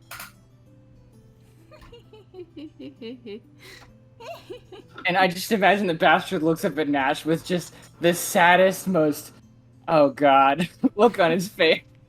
Yeah, like, you didn't think this badger could make a disgust face. Like, he's always looks a little disgusted, actually, but this is worse. And his, like, tongue rolls out and like he tasted something bad in his mouth. Oh, yeah. Exactly, some of these. Exactly. Mm-hmm. Oh, we did it! Fuck, we did it! Oh, man, I meant to have the picture of Lucius up on the screen while we were talking. Yeah. Can I actually, Leanne, can I actually do, like, a... If at all possible... Ha-ha. It, Ha-ha. There's the bitch. There's the bitch. Him. Vaz might be better than me. Can I attempt to sense motive on him? Sure. Somebody. I want to... which one would that be? Perception? That would be perception, because this game makes sense with how it uses perception. Yeah. Yeah. Just because I'd like to see... And again, I think if Vaz wants to do it... If Vaz would be better to do it, I don't know whether we could both do it, or if, like, it would be just one of us. I'd like to see if, like... I would allow for this both people to be able to do that, because you were both in the room. You both were kind of observing the same things. Vaz might be able to identify it Vaz more. was observing a lot more. Yeah, exactly. Well, I've got no fucking idea. Yeah, you were in a closet. And Vaz isn't much better. Yeah, you know that he was caught off guard. But that's about it. Because, like, the last time you spoke ended with his butt being lit up, and the time before that, you threw a cake in his face. Yeah. So he's... Yeah. Look, you stroked his ego, and he seems like he believes you, at least. Yeah. The only thing is, so, like, we're counting on that being enough for him to not be... Basically, it's either he's playing 3D chess, or we got his ass, like, as best as we possibly could in this scenario. Yeah. Basically, that's what we're looking at, it seems like. Holy shit. Oh my god, all the stars to Sarah for that. That was incredible. That was great. You did amazing. I was not expecting the smooch. Like, I was talking with Ian this morning when we woke up randomly, and I was just like, am I gonna have to kiss this bitch? It wouldn't be our D&D games if we didn't use a kiss to distract someone. Yeah. A kiss from Kiss the of character who deception, is baby. just a complete betrayal of a kiss. Yep. Yep. I will say that I would not have Lucius kiss you, because that feels weird and icky for an NPC to grab people, but I am perfectly fine with people doing this to NPCs like this. Yeah. After Lucius leaves and after enough time has passed, Pickles bursts out of the closet with, like, holding the shell covered, like, some errant socks, like, we got it! Vaz is sitting there with one of the bars of soap she ate, just, like, halfway in her mouth. Or one of the bars of soap she bought, not ate. Just gotta get the taste of Lucius out of my mouth. Just, ugh.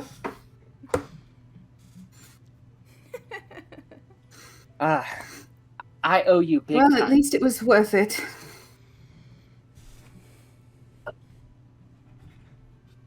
Has Bastard received a signal? Yeah, you Yeah.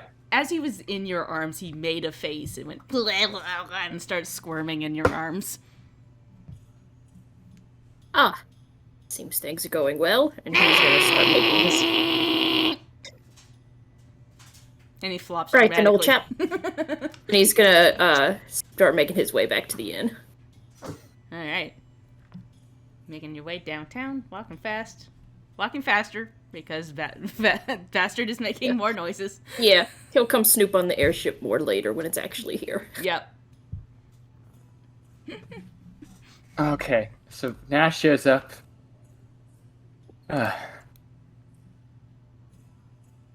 Hey, Nash.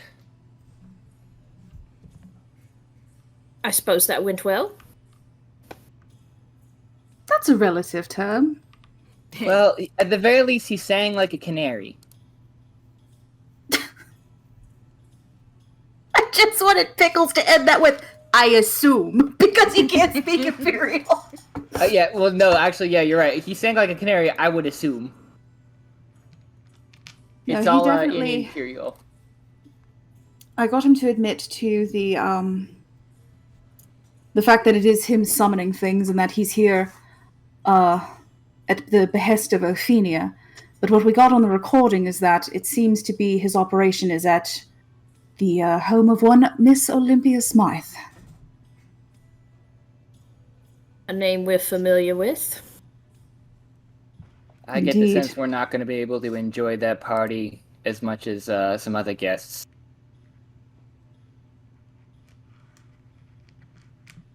Fair warning, I did also give him a red herring on the location of our little Fey friend.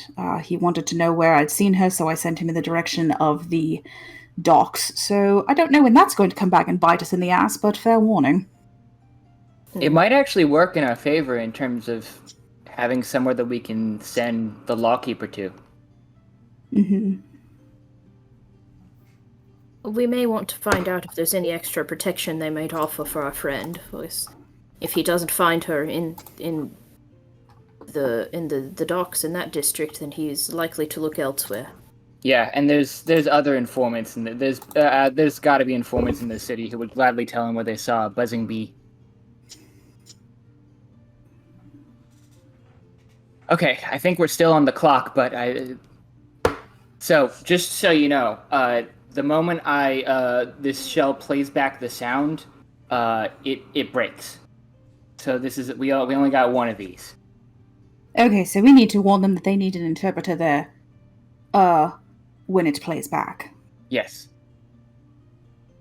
Yeah, they've got. So I don't know if Dixon himself speaks Imperial, and I doubt that me going, "Oh no, yes, that's exactly what he said," would go over well. No. At the very least, he does seem the type to remember things pretty damn well, at least. So it's not like we have to convince him of. I think if we could play for him an interpreter, we should be okay for that. Mm-hmm. Do we want to just go and do that now, or do we want to wait for to find Scrag and Creek? Well, how long will it store the sound? I can store it indefinitely. It's just going to take up a spell slot if I do so. So, like, it lasts basically for the rest of the day, and then when I prepare for my spells tomorrow, I can just forego preparing another spell just to keep the magic contained in the shell. So, technically, I could store it indefinitely.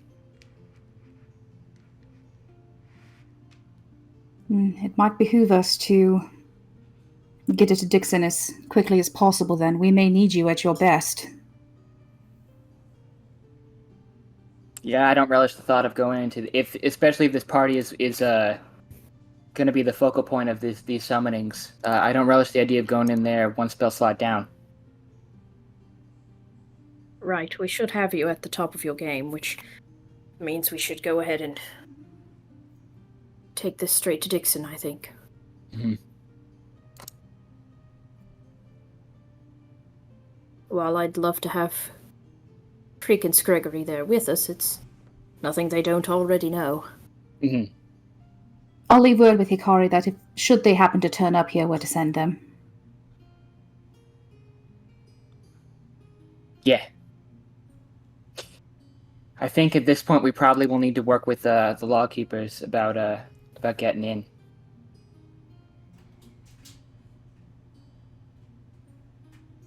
If We're lucky, just wholesale hand it off to them, wash our hands of the whole ordeal.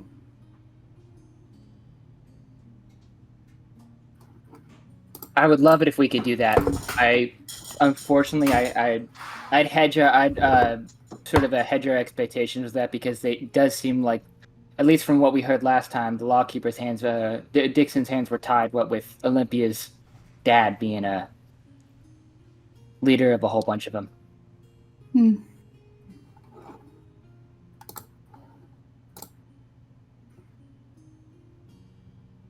But to the lawkeepers.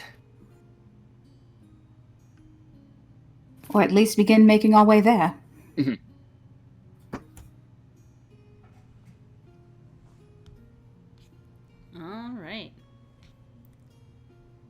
So yeah, you make your way out of the inn. And I should put Lucius back in the foreign embassies. That's where he goes. Yeah. In the trash. In the trash.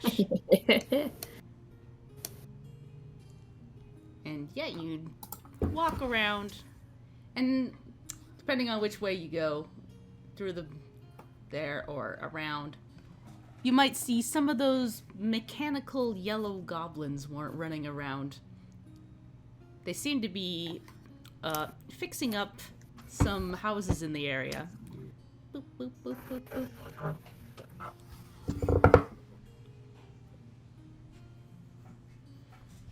Are they're like goblin sized? They're goblin-sized.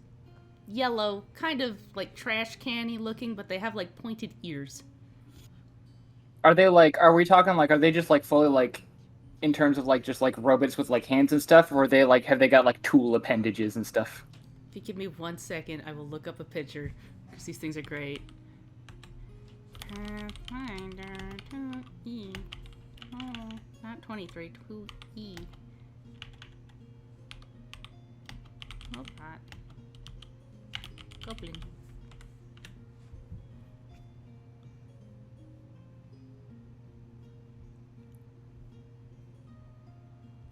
Just 1 sec. That didn't give me the right stuff. We're looking for info.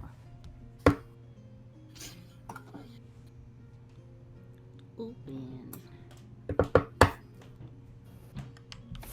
They got little arms and leggies and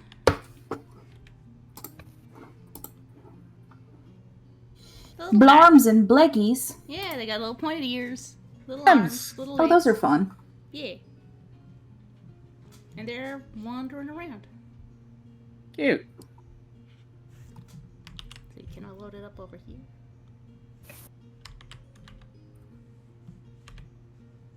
Ta-da! Are they just doing like regular routine repairs, or are they like fixing up something specific?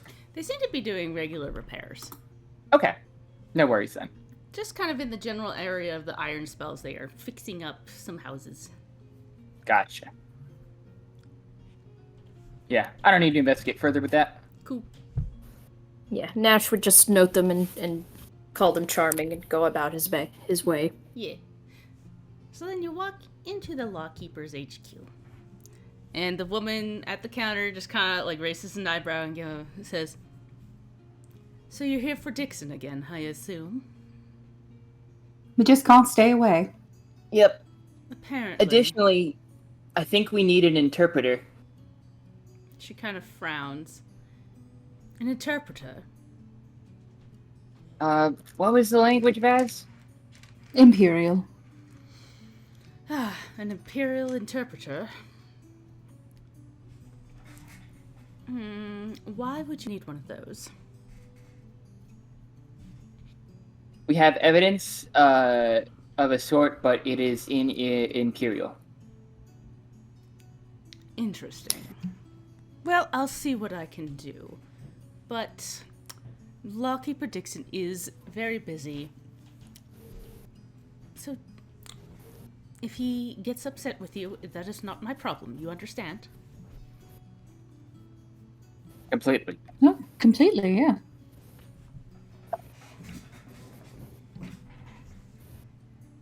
And so she rushes off and kind of leaves you to find your way to Lawkeeper Dixon. Okay. Which we know the way at this point. Yeah, to you just know head the towards way it. at this We've been point. to the principal's office enough times. Yes. And you do notice, like, there is enough lawkeepers kind of milling around that it's really hard to try shit in this main hallway here. Yeah. And you go up and knock on his door, and he goes, "What is it?" Your favorite people have returned. There's a beat of silence, and you're not sure if he's moaning or just this chair is groaning as he gets up. They sound the same. They sound the same. And he opens the door, and he's, like, rubbing his temples. "Just the three of you now." The other Yeah. two were getting us coffees. Quite. Well, come in, come in. And as you, like, walk into his room, you do see, like, this huge pile of papers on his desk that he is currently dealing with.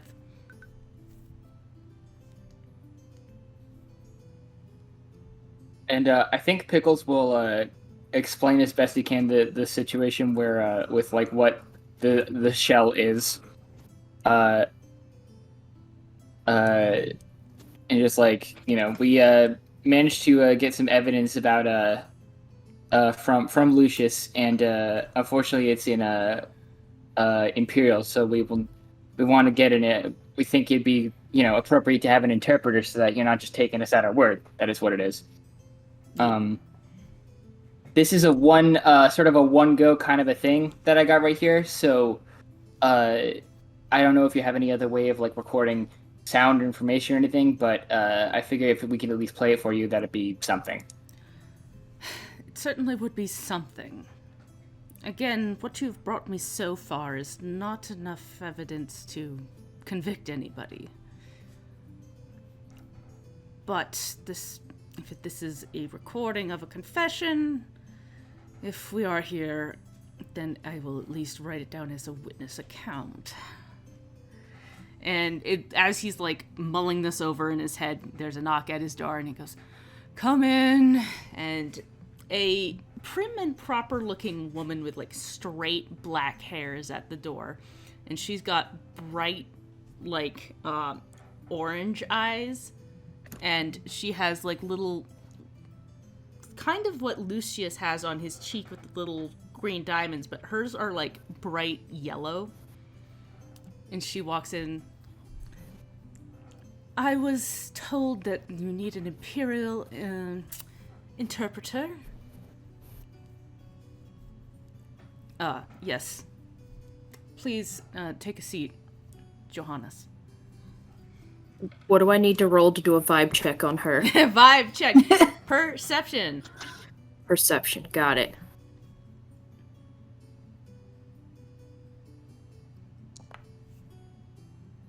You have got to be kidding me. Cool. Yeah. You've got hero points, though. You have hero points. I do. Yeah, I'm gonna use one. And I'm gonna... Please let the vibes be immaculate. I'm gonna continue to click the wrong thing and keep giving myself hero points. Okay, got it. Oh, much That's better. much better. So much more better. So, yeah, as she walks in, you immediately get, like, this icy feeling from her. She is not a friendly person. She, like, as Dixon says, "You can take a seat," she just kind of frowns and goes, "No, I think I'll stand." Does she... Is a 23 high enough? Does she seem like she's going to be truthful in her interpretation? With a 23, you believe she will be. Okay. The basic vibe you get from her is she is stern, she is, like, cold, but she doesn't seem bad. She seems very by the book. Okay. Yeah, you get, Okay. like, this kind of a similar feeling about her as you do with the rest of the law keepers in here. And also... Okay. Actually, from, like, that 23, you take a look at her, and you imagine that she might be descendant of, like, a gold dragon. Which, Oh! Okay. You know. Her diamonds are shiny. yeah, Okay. Yeah, she's shiny, Gotcha. but Hers are legit. She hasn't bedazzled herself. She's Yeah. legit like that. she's legit Okay. like that. And as you're, like, thinking that, you start to think, maybe Lucius's are also that way on purpose. You're not sure. Well, I'm gonna ponder on that later. Yeah. All right. We're in the now. It is like, I'll say, like, it's common knowledge that a lot of the people in the Empire are descendants of dragons. Mm-hmm. They don't always turn into dragons. They mostly are, like, draconic blood sorcerers. They have enough to, like, do magic and kind of have a feature here or there. Okay. Just for my sake, really quickly while it's on my brain, do we know enough about this world? Do we have the same kind of general vibe of dragons, like metallic versus chromatic? Is that a thing here? Yeah, I would say that, like, dragons tend to be like the chromatic tend to be more nasty and get into people's businesses, and the metallic ones tend to actually stay out of human businesses and tend to be a little more, for lack of a better word, good. They don't tend to burn shit down. They tend to lie more on the lawful scale, but they be on their own law scale. Specifically, like gold dragons, there are rumors and legends that they are descendant from the plane of law. Okay. Which is why you would suspect a gold dragon descendant would find themselves at home in the Lawkeepers. Okay. Cool. But yeah, she is not friendly, though. That is the vibe that you get. He's going to keep to himself, but he's at least a little more trusting. Okay. Yeah. But I'm good. Nash is good. We're going to be quiet.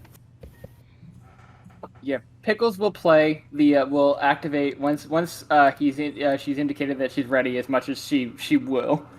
He will play. He will explain to her what the shell is, and he will play it. All right. So yeah, Did we have anything set up for them to re-record before you hit play? They didn't seem to make a motion or a notion that they had anything to re-record. Yeah, I don't know if I think that the lawkeeper was saying that they didn't have anything, but Okay. Yeah. I just wanted to be sure that we didn't just blow it by not being careful. Yeah. Yeah. Do we want to if we want to check with them? I imagine they would say no. Yeah. They would have said something if when you brought it up. Yeah, I was gonna say Pickles mentioned it earlier. Yeah. And there was nothing brought up though. Magic is not as well known here, and there are cool magical devices that you can get through the iron spells, but it's not exactly commonplace to have a recording device, basically. Yeah. Gotcha. Not everybody has a supercomputer in their pocket like we do. Nash is gonna make a note to ask about Moxie for one when we next see her. Yeah. Yeah, but no, you're totally valid, Sarah. It's a good question worth asking because Yes. we're basically doing the freaking Phoenix right of here's the evidence and then throwing it away. Yeah. No, yeah, I know you had brought it up before, but I wasn't sure if we ever got an answer. Yeah. 100%. Always good to double check if you don't get an answer. But yeah, no, they don't seem to have anything that would record. Like the freaking affidavit from the first game where we just get the Bellboy's affidavit and we just throw it away for no reason. Incredible. God. I love those games, but they're so dumb sometimes. Mm-hmm. Anyways. So yeah, you set up the shell, and it starts to play. Dixon doesn't seem to react to it as it plays. He clearly does not understand the language. And Nash, as you're watching the interpreter, her face kind of frowns slightly. And then as it finishes, she basically word for word says what you guys said in the room. And as she's saying it, he's kind of making a face because it's every detail. And he goes, certainly an interesting way to collect evidence, but I want to be clear, just for everybody's sanity, the triggering noise, I believe, does not get captured, so we don't get the weird sound that It does immediately open up with, I thought you had a fiance. Yeah, exactly. It does. But I know that we don't have the tech for it, but I would love for over the recording to play that back. Play it back. She has a moment of fascinating.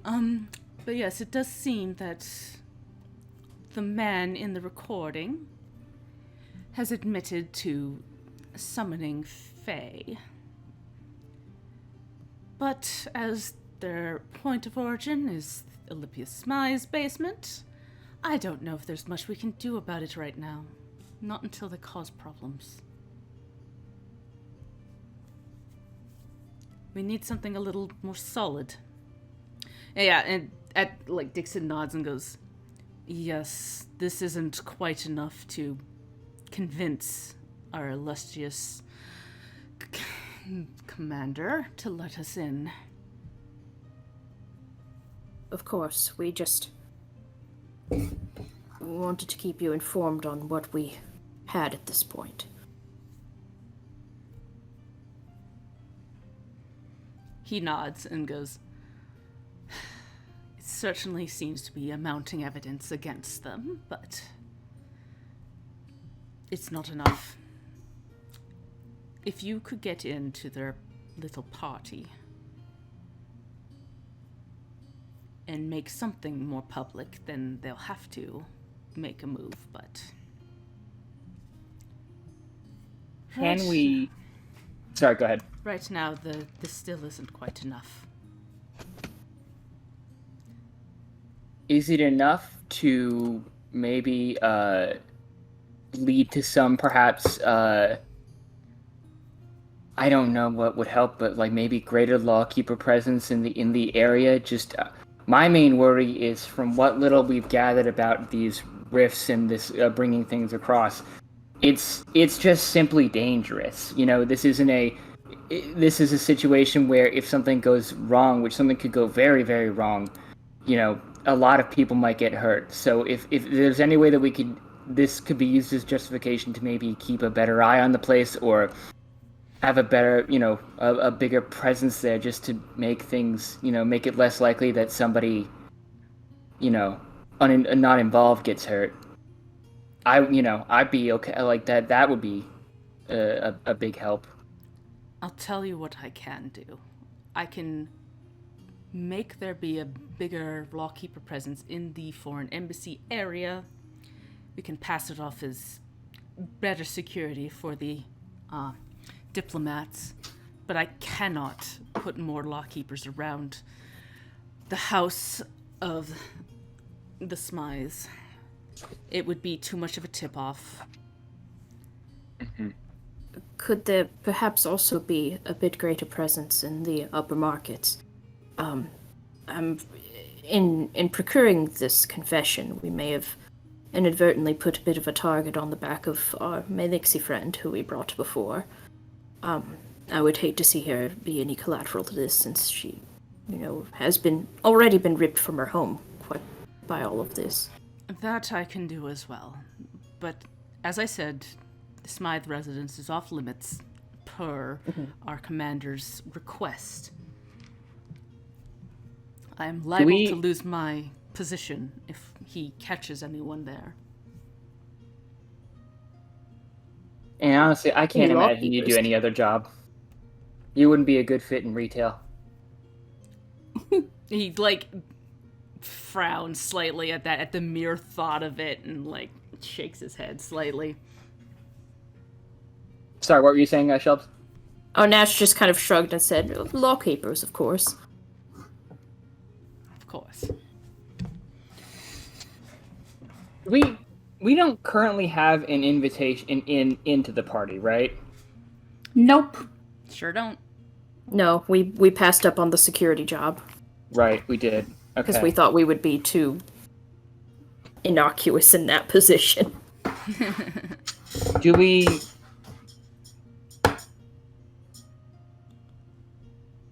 I don't think that the lawkeepers can get us anything in that way. I'm afraid Probably not. We aren't even invited, never mind having invitations to give. That's just bad manners. I have met the commander's daughter exactly one time, and she is a unique individual. You can see he's fighting the urge to say total bitch. I would assume manners are on short supply. Okay, in that case, we've got one last thing we need to set up before this party, which is happening in 2-3 days. Gotta be 1 or 2 at this point. Yeah. It is currently Monday, so technically it's on Wednesday is the party. So Okay. Shit. 2 days. you have a day and a bit, because the day, we're getting close to the end of this day. Yeah. Well, it's 2:30, almost 3 o'clock. So we're getting into the afternoon. Okay. Well, that's going to be an effort that we may have to. That discussing the means by which we acquire entry into this party might not be something that we should talk to in front of the law keepers. Just Oh no, of course, it's going to be a completely legitimate. yeah, it's just process, I'm sure. Oh yeah, of course, just not completely, not necessarily anything that we need to bore Lawkeeper Dixon with. Yeah, he frowns, and like the interpreter Johannes, she kind of also frowns and goes, "Yes, quite. You campaigners certainly have a unique way of going about your assignments.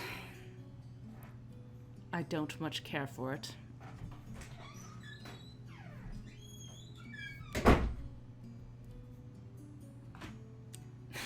That door's always closing so loudly. Well,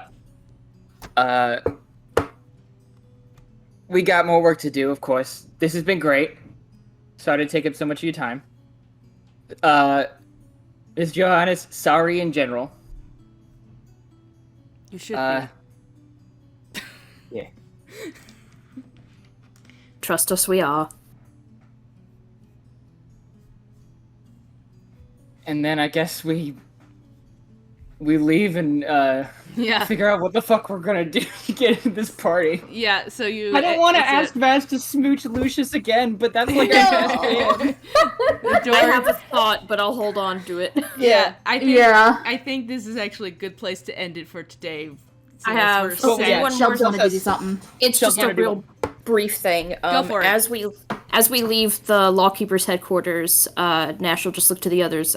Can we, before our next planning stage, can we make a quick trip to the couriers? I don't want it to slip my mind and not actually send this letter again.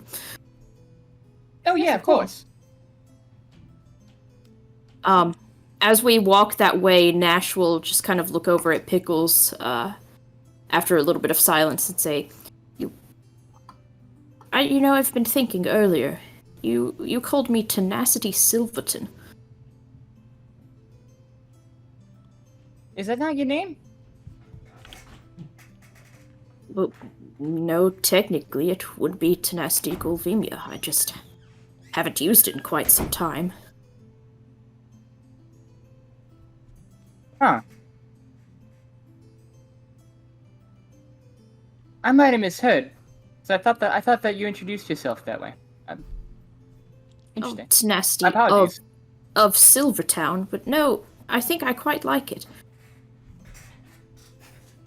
Although I do wonder about the implications of simply naming oneself after where you're from. Do you have a last name? Is that something that... Sure don't. Most goblins don't live long enough to really leave.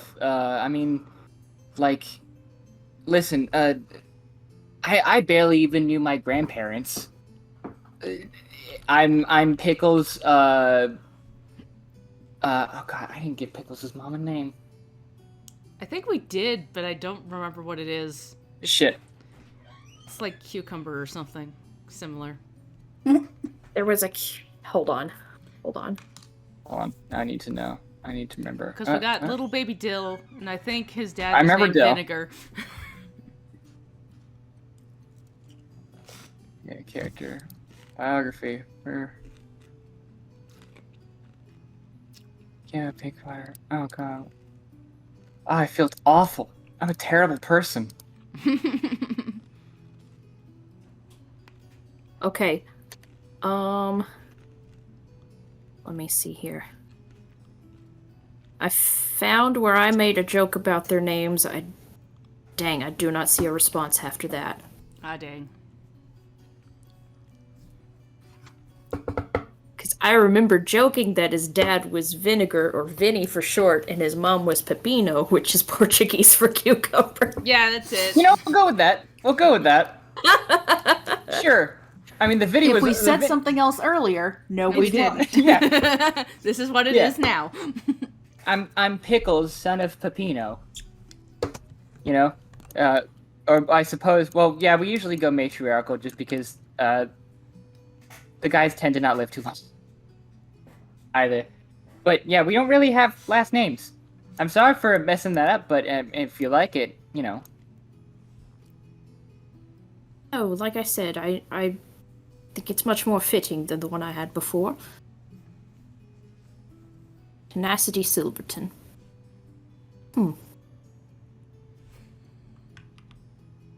And as we make it to the courier and he pays whatever amount Leanne tells me for sending this letter. Yeah, it's probably before- like 2 gold.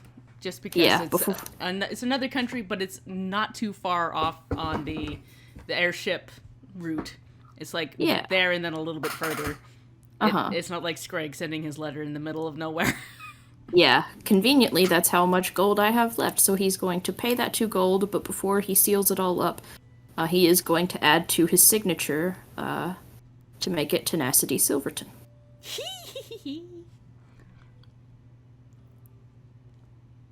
Yeah. And I think that on that visual of him signing his last name, his new last name, that's where we'll end it. Yeah. Yeah. Finally, Anyways, canon. This doesn't have any implication for anything else. definitely not. I Anyways, totally. It's not just because I forgot. oops. I'm so glad you did that. I was looking for a way to work that in at some point, and there it was. There it Leanne, was. Anyways, Last quick thing before we leave. yeah. Do you think that's enough XP for us to level up? Let me have a look-see, Lou. Can we have 40 points, please? 40 points. I think I'd I take think 40 this- points I- worth of yeah, I- kisses. yeah, I was gonna say. Faz gave us 40 points worth of stuff. I think she pushed us over the edge there. Yeah. Let me have a looky, Lou. Because I think it, like, to accomplish a smaller goal, like, this is a decent goal, so it's usually around 30, but I'll say it hasn't actually happened yet, but Creek is doing a thing. Between what Creek is doing and what you guys are doing, it will equate to 40 XP. Yeah. You hear that, everybody? Kissing somebody, your friend doing something off camera, and getting a last name is 40 EXP in Pathfinder 2E. We're putting that in stone. As This is written, the yardstick by which we will measure all other XP gained from this point on. so it is, and so it shall be. If we said something different before, no, we didn't. No, we didn't. Goodbye, everybody. Oh my god, can No We Didn't be the episode title? No, we Yeah. didn't.